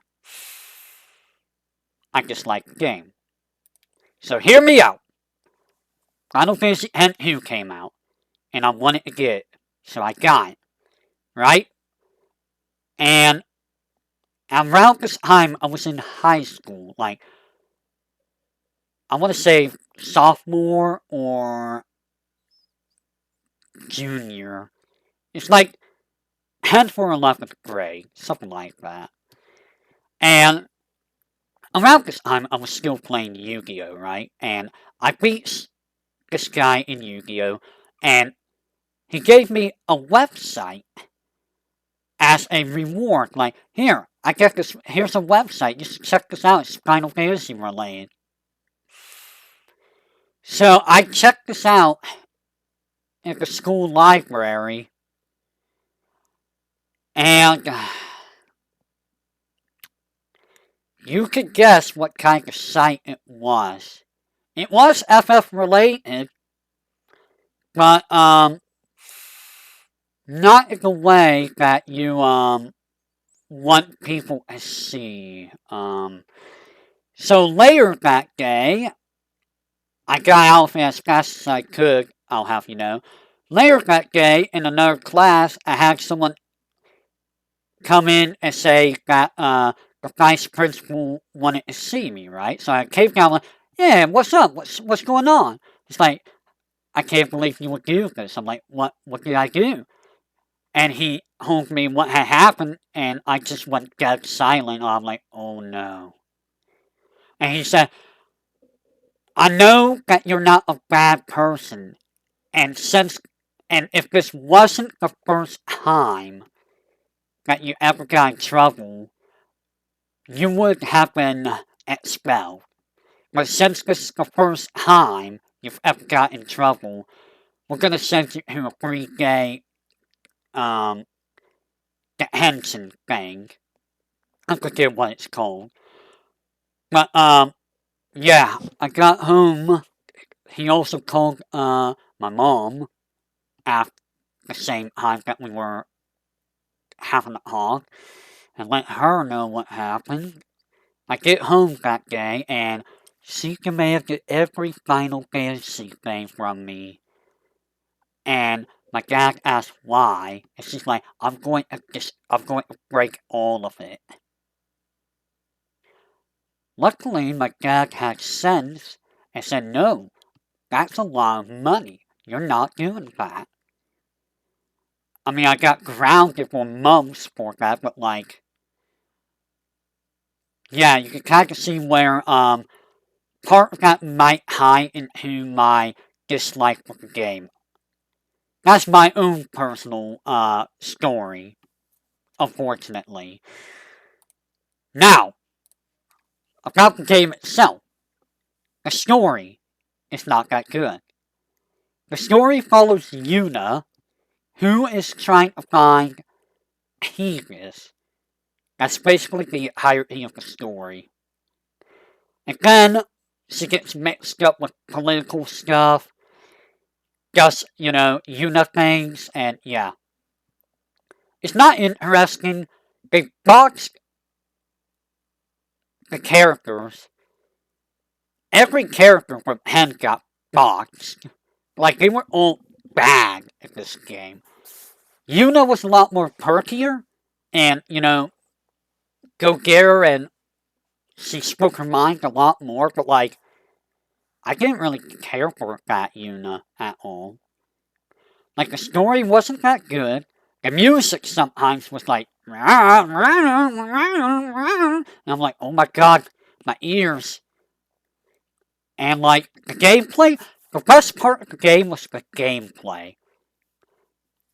Like, it brought back the Final Fantasy V system where you could change jobs, but you could also change jobs in the middle of a fight. So, you could customize special little things for each character, and you can change your jobs during the fight, so you can change your battle strategy and whatever you need. Which I thought was a unique idea. And it was an ATB system. You can interrupt attacks. So if an enemy's running at someone, you can kind of interrupt them with another character before they hit them. It was a good battle system. Until you get to, like, late game, and then it's like, oh my god, these fights suck. Aya Infinito is the worst optional place I have ever dealt with. 100 floors of monotony and BS. It was bad. And trying to get 100%. By the way, if you want the true ending, you have to get 100%. You can get it on your first try, but you need to know literally everything and not mess anything up. And that is absurdly difficult. It is absurdly difficult. And it just was not fun. Because some of the mini games you had to do were just not fun. There was a timing mini game, there's a math mini game. There's spear break, there's a few other mini games that you had to do for 100%, and it sucked. It really sucked. It was like none of the game was good. I cannot recommend that game to anyone. And here's the worst part. I heard at the grapevine they're thinking of a Final Fantasy X-3. Because there is a Final Fantasy X 2.5, which is what happened after X 2, with stupid stuff, I'll have you know. I don't want to see a Hen 3. There does not need to be a Hen 3. There didn't need to be a Hen 2. I think the way Hen ended was fine.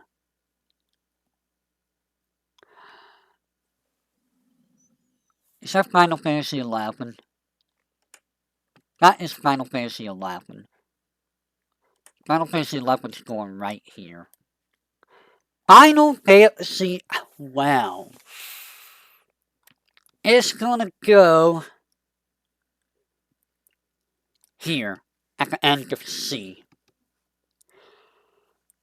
The story is Star Wars. Let's be real. That's basically the story. It's literally call it hits. 100% call it hits.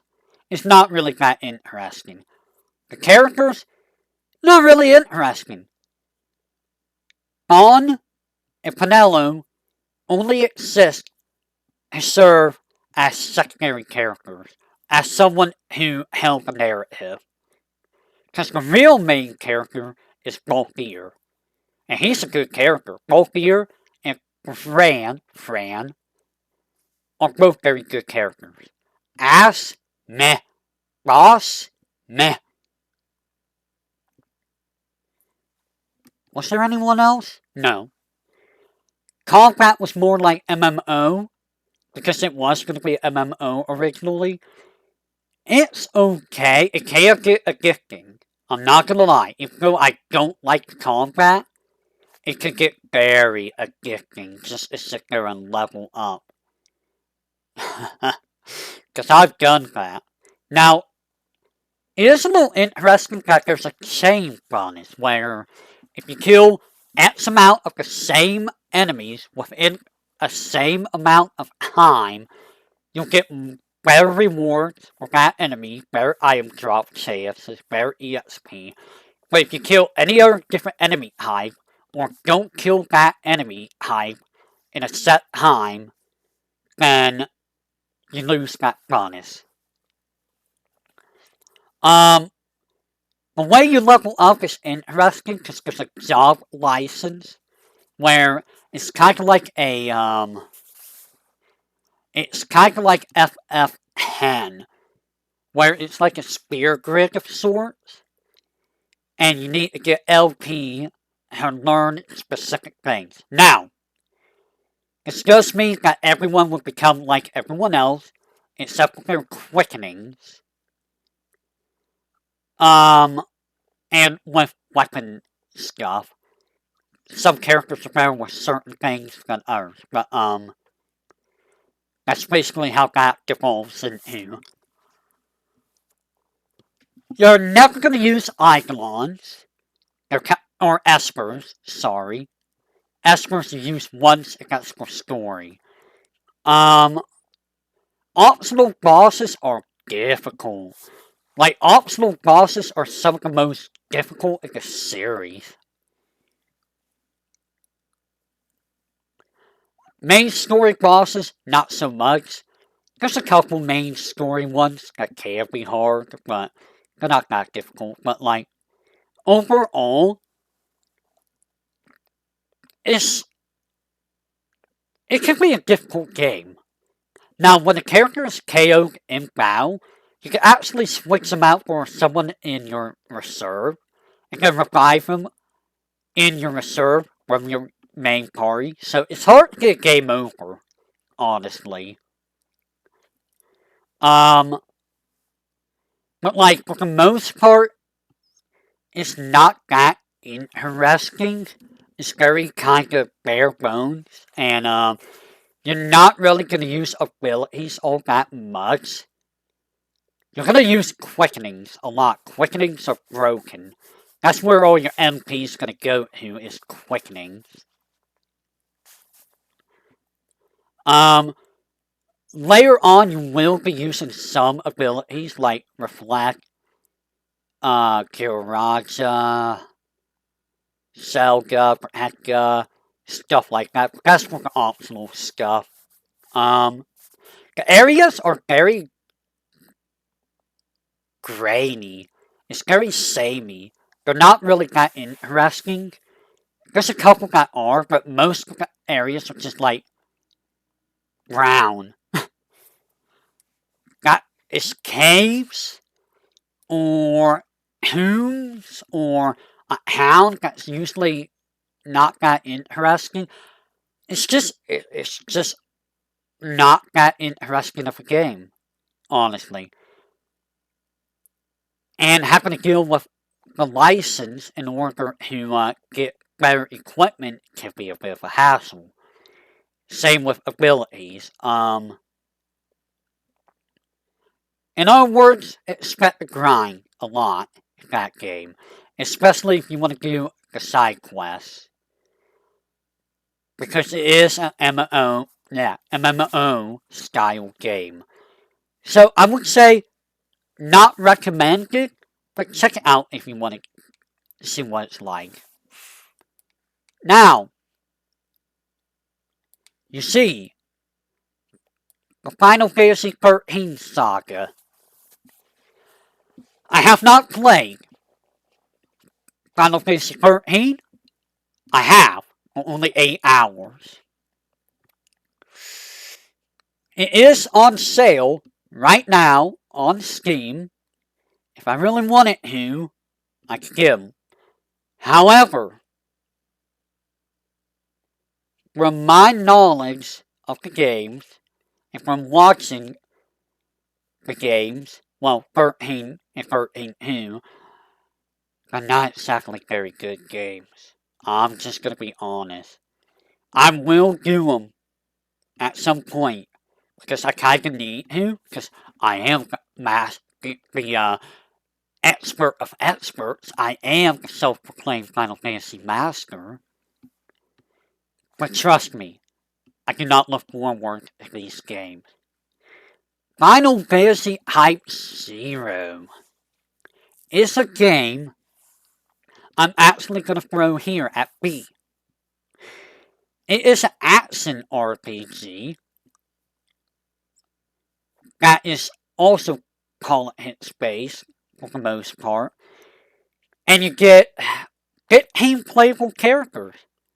However, and this is where it's interesting, when a character dies, unless you revive them immediately, they're just gone until you give them back to a town.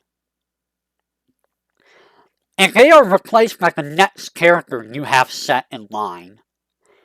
So, if you lose your best character off the bat, and you never focused on any other characters, oh boy.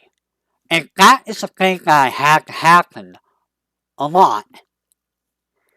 Some of the characters don't feel that good to play.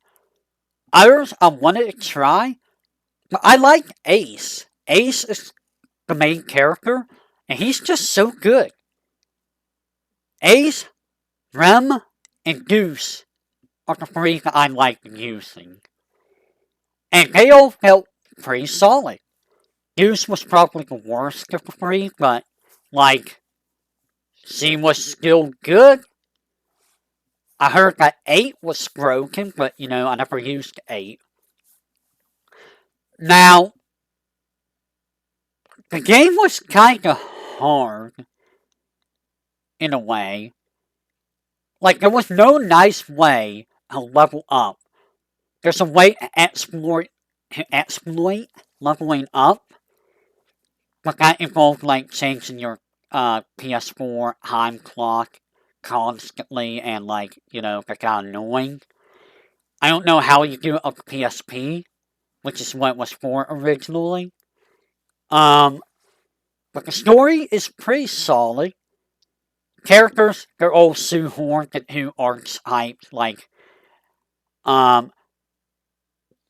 Trey is supposed to be the knowledgeable one. Queen is the nerdy leader one.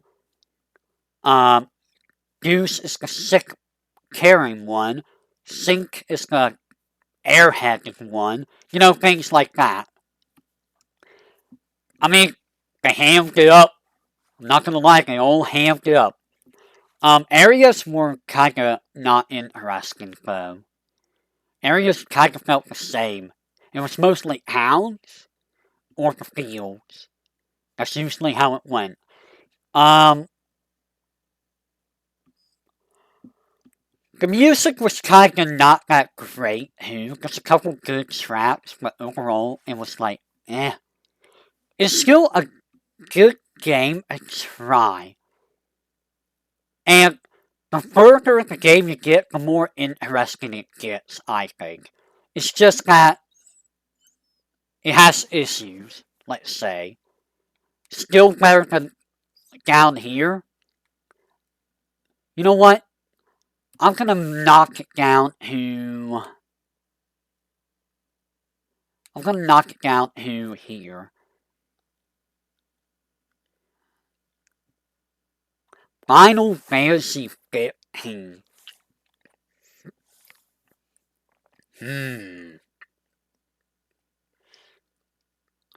You're gonna go...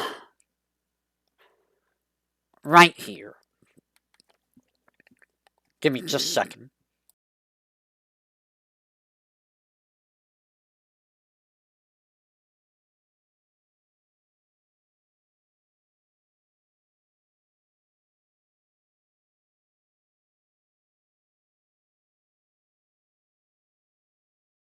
Alright. 15 was a, like, wild card to say. How much more can I have? Oh my goodness. Like, it wasn't a bad game, but it got very, very repetitive.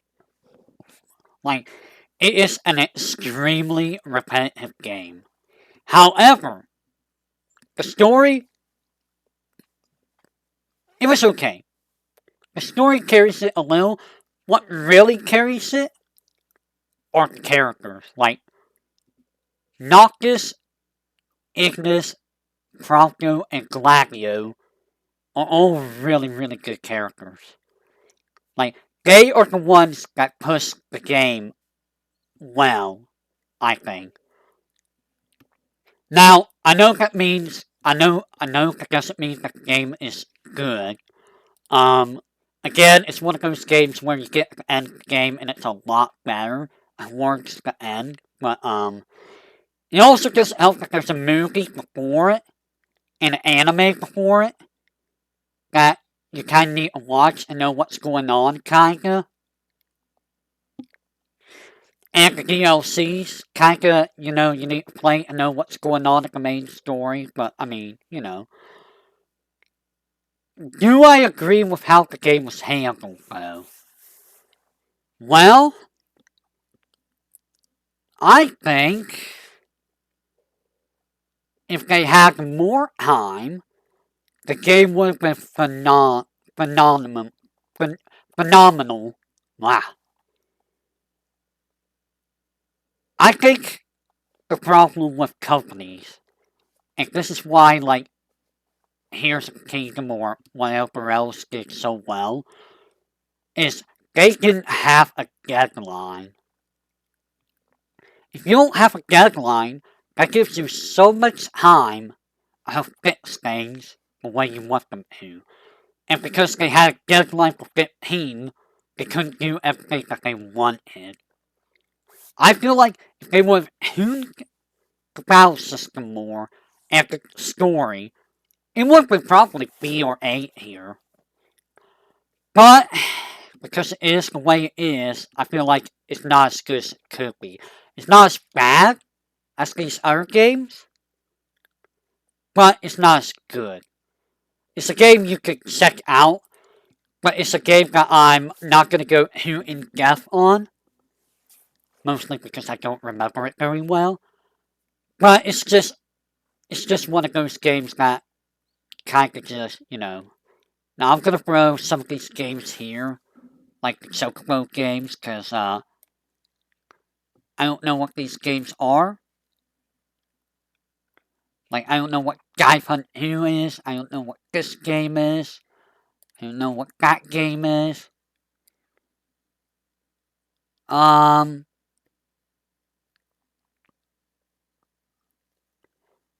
I don't know what that game is. I don't know what that is. Or that. Or that. So, guess we'll speed things up a little bit more. I don't know what that game is. I don't know what that game is. I don't know what that game is.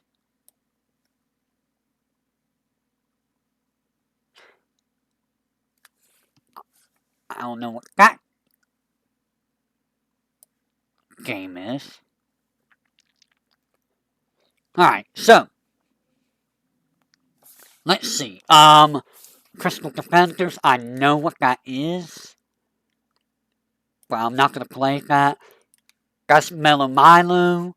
I know what that is, but it's mobile. I know what that is. This I've heard about, but I don't know what it is. What is that?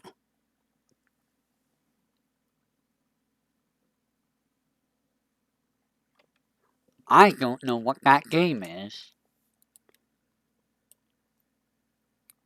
I've heard of Comrades. I have not played it, but I might give it a try someday. Retro Keeper, not gonna play it. It's another gacha game. We don't need more gachas. What is that?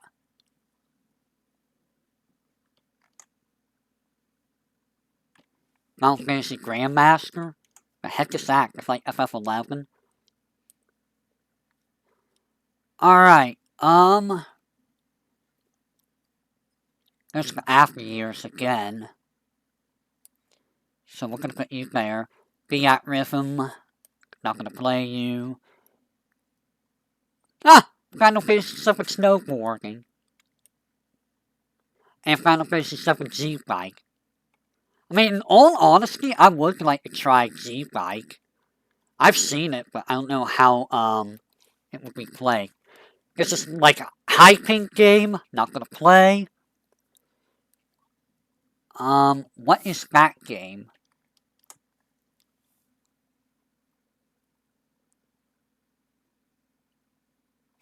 I don't know what this game is. And I can't tell what this game is.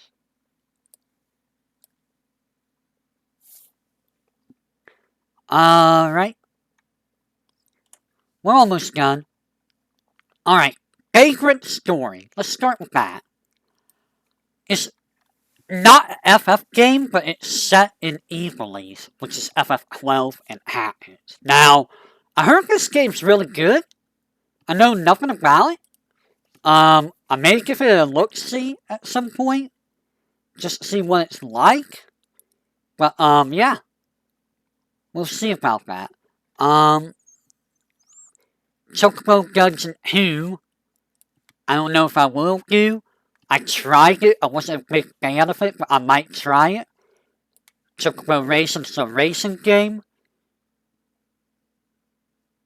Actually, I did play Chocobo Racing. I just don't remember it very well. It was okay. That's all I remember. It was just okay. The City of Final Fantasy NT. We will be playing that. And we will see how different it is compared to other Dissidia. Now, I know it's not that different, but it's simply more interesting, I think. A King's Hell Final Fantasy 15. Gonna go up here right here. It's like a beat 'em up, but with FF15. An interesting little spin-off. It's not very long. You can try it and 100% it. It's kind of hard to do, but it's an interesting little game. It is Regis Helen Noctis A Bedtime Story, where Regis is the main character. That's basically the plot. That's all you need to know. It's interesting. I would say give it a look. Final Fantasy Dimensions is another game that I would like to try. It's an actual RPG, kind of like Final Fantasy V, a spiritual successor. I don't know if I'm ever gonna get to play this. I would like to, because it does seem interesting, but we will see. Now we get the interesting Final Fantasies. Mystic Quest is one of the worst games I have played. It is an entry-level JRPG.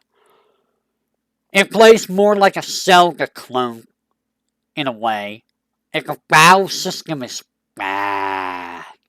Especially later on, it's so bad. I see no redemption in this game.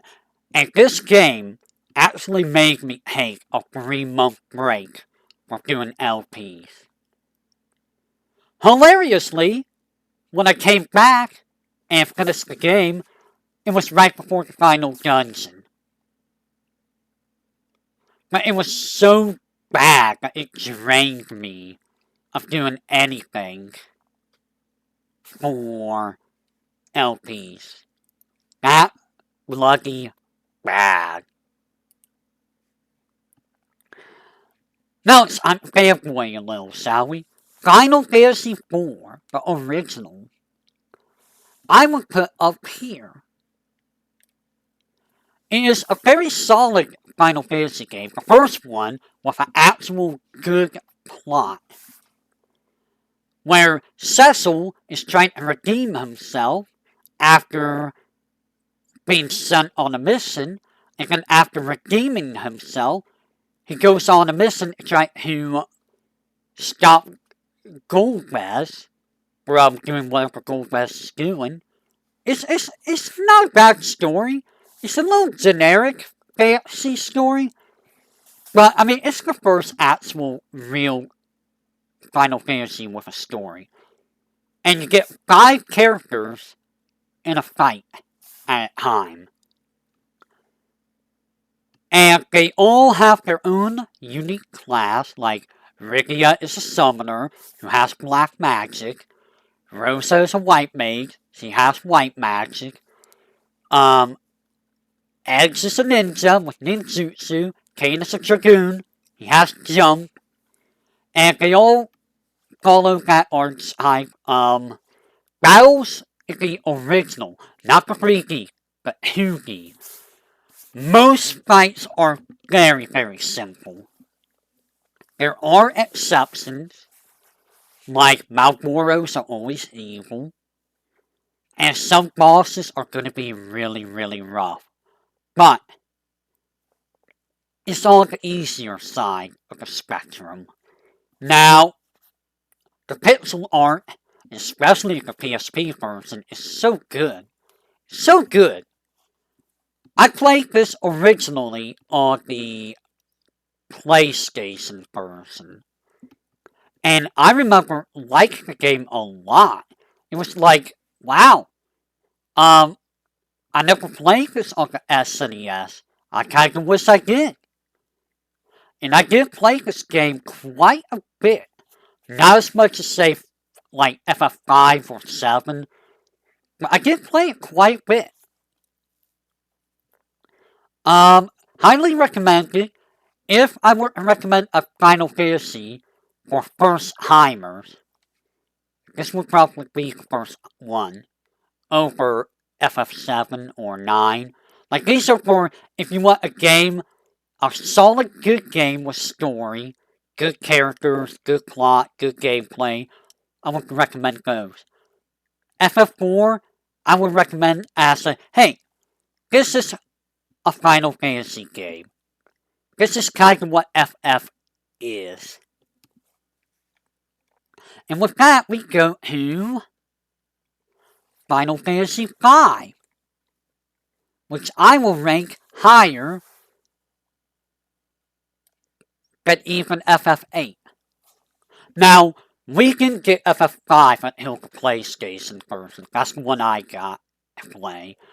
I did play the SNES one, Game Boy Advance, and yeah.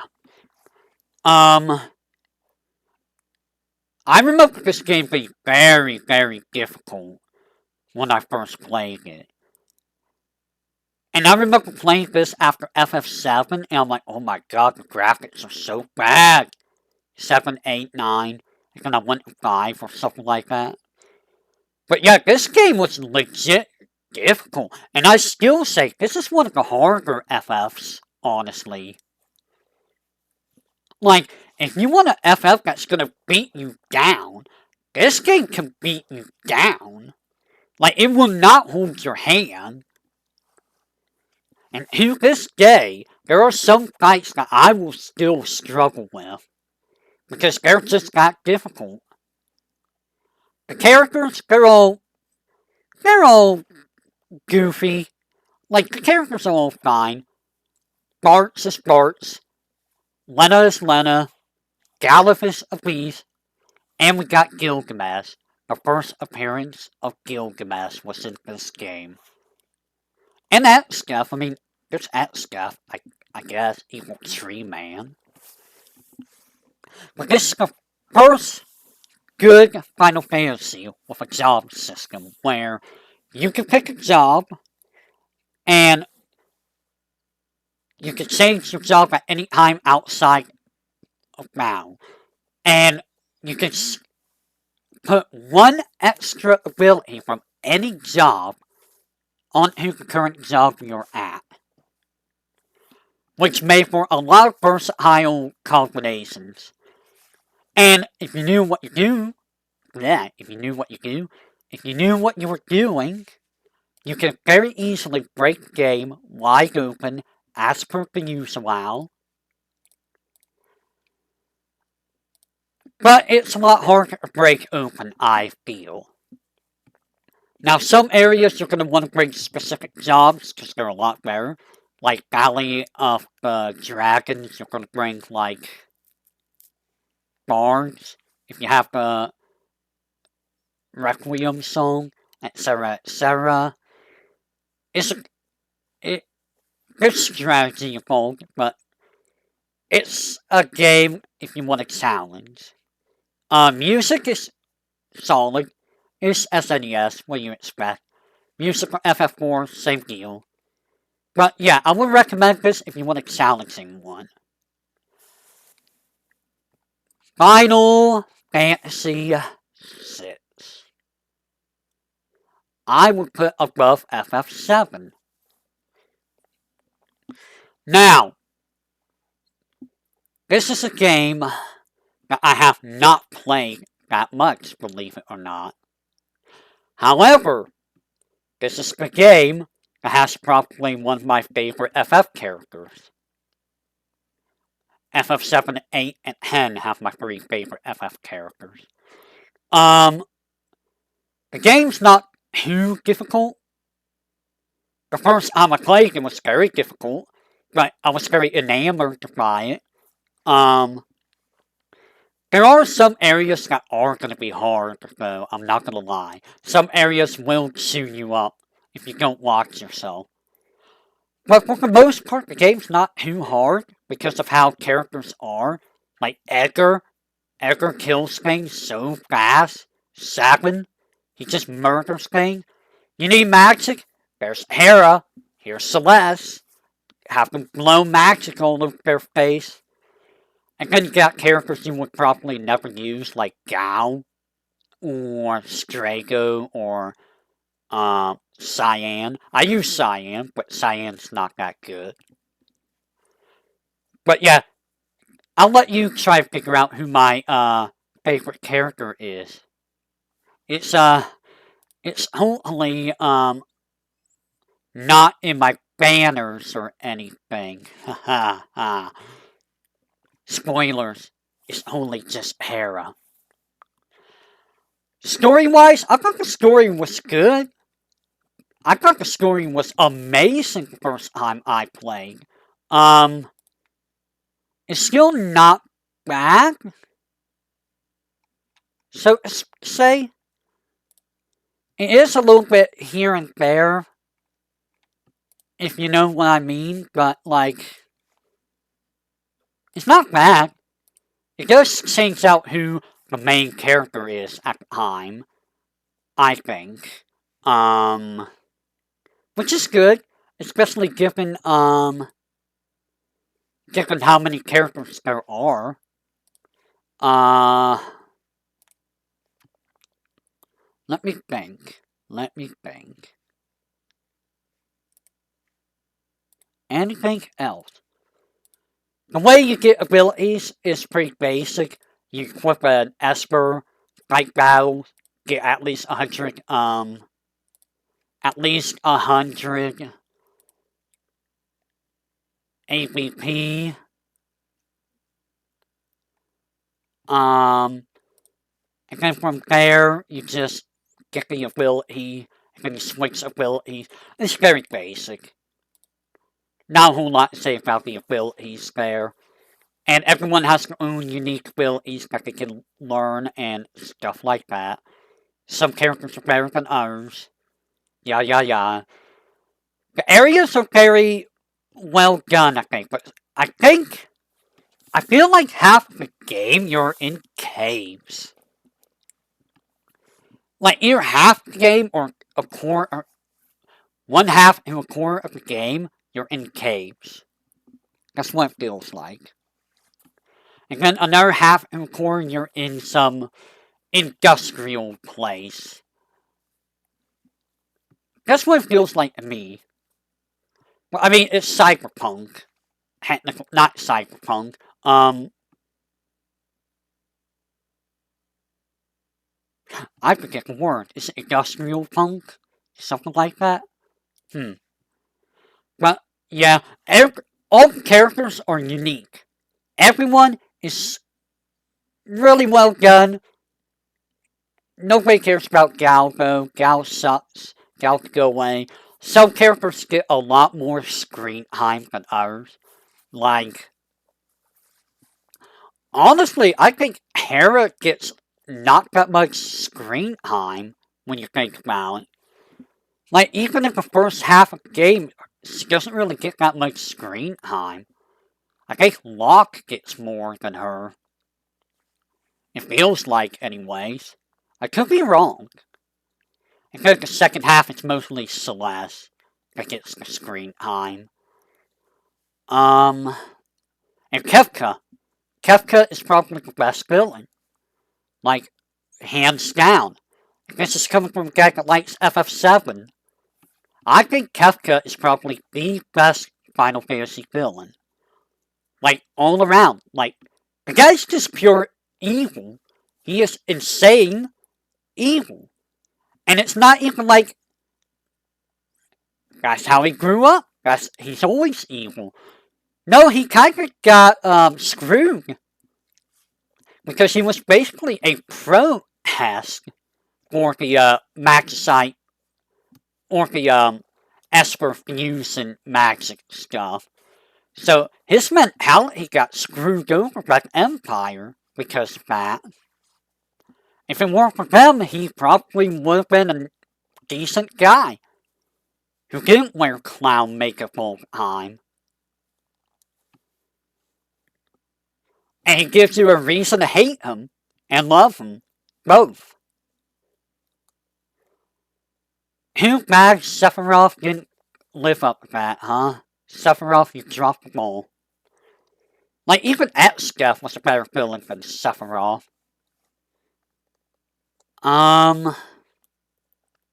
Anything else to talk about with FF6?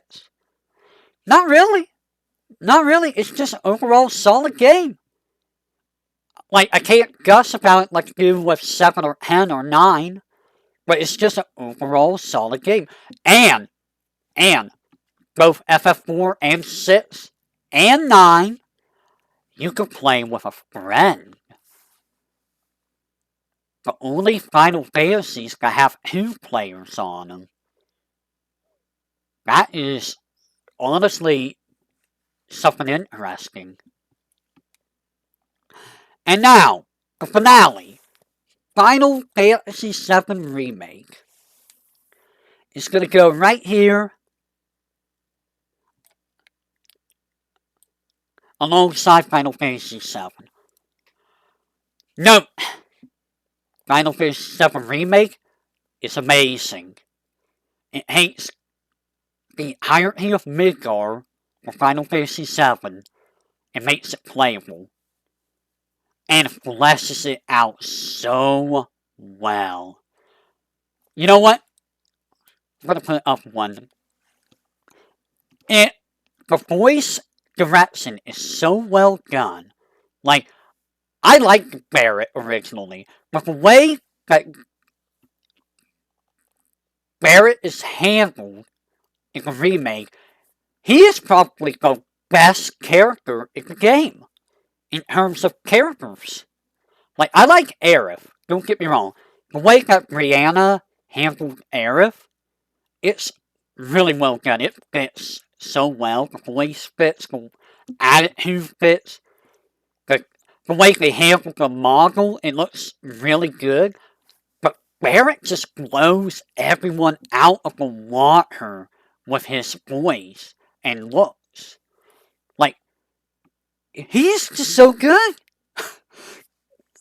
Cloud was pretty good too. Tifa, still the one guy I'm like, she's fair. I mean, Tifa wasn't bad, but I still just don't care for Tifa.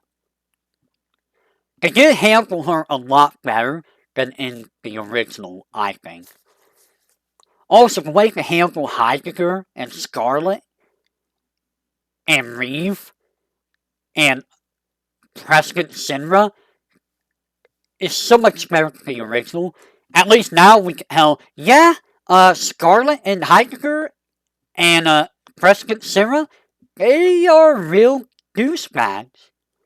Just by the way they talk, the way they act, all that stuff. Same with Rufus. Oh man, Rufus was so good. The way they handled him was so good. And the way they handled the Rufus battle was amazing. Like, they make Rufus so cool. It's just like, dude, you took this lame boss fight from the original and make it so cinematographic. Cinematographic? It's like cinema. It's so good. And a thing that I loved too, they took some normal enemies and made them into bosses. The Hell House, Eligor, Crazy Saul. All three of those were just normal dudes. And they made them into bosses. And good bosses too. Although Hell House is a nightmare fight on hard mode, not gonna lie.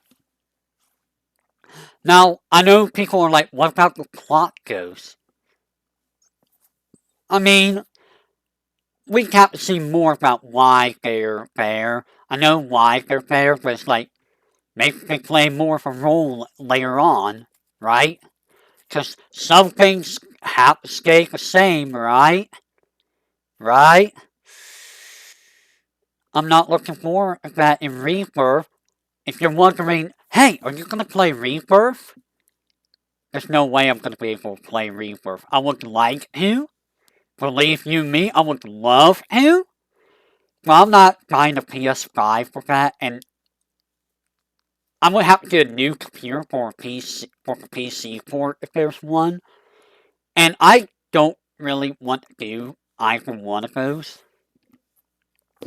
The way the handle materia was more interesting, but you don't use like 3/4 of the materia again. It's like, okay, Deadly Gods and Parry. I never used them. I'm sure they have uses, but I never used them. And like status materials, I never used. The way you learned abilities was nice. Just It was kind of like FF9, where you had to have specific weapons equipped long enough and use the ability specifically in specific ways to gain points and master it. And all the abilities were useful for the most part. And the mini games were fun too. Some of them were less fun, not gonna lie. And 100% of the game, not the most fun thing. I did platinum the game, but having to redo the higher wall market segment 3 times. My brain, it melted. But yeah, overall, it's just a vast improvement. And the way areas look were so good. And you can actually look at all the areas and detail. I tried to do that during my FF7 remake stream. And it's like, wow, they actually put a lot more detail into stuff than you would expect. And it's so good. It's so good. So, this is the list that I have right now. So, we have 8 here. Final Fantasy 9, 10, 6, 7 Remake, 7, and Hatton. These are the ones that I would highly recommend anyone to play. In B here where I say, I'm gonna recommend it. Not my favorites, but they're still good games. We have Crisis Core, Final Fantasy 5, 8, Ring of Fates, Hack Expanse 2, and 4. C is the games that I say, they're okay. If you want to check them out, give them a look. You might like them, you might not like them. So we got Final Fantasy 1, World of Final Fantasy, Crystal Chronicles, Echoes of Time, 15, A King's Tale, Dissidia, Oh Well, Hype Zero, Dissidia, Chocobo Racing, and well, D is the set of games where I'm like, I didn't really like them, but you can check them out just to see how they are. And it's Hack Fans, and who.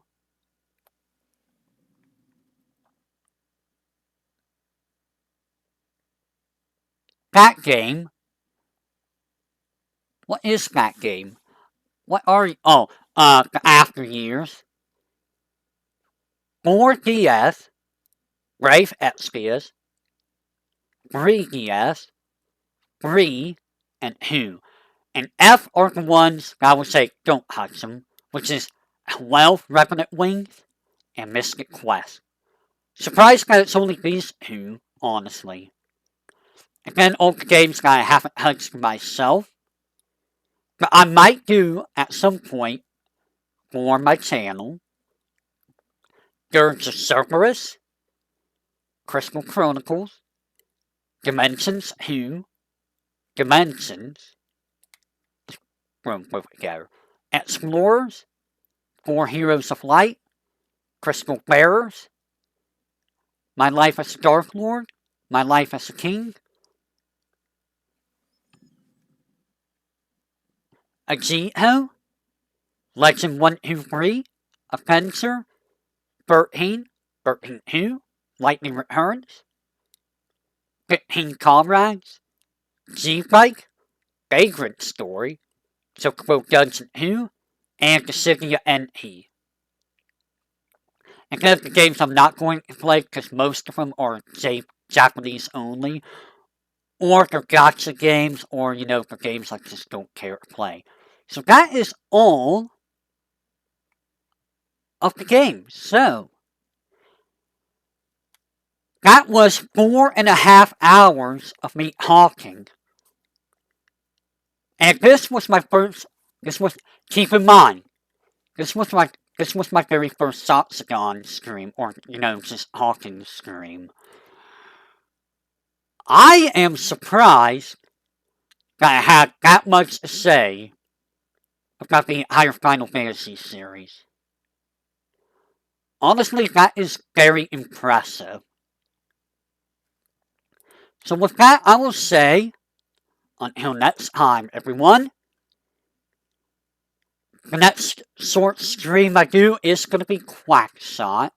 That will not happen tomorrow. Tomorrow's going to be, more Dissidia, well. But I will be doing more of these for, other things.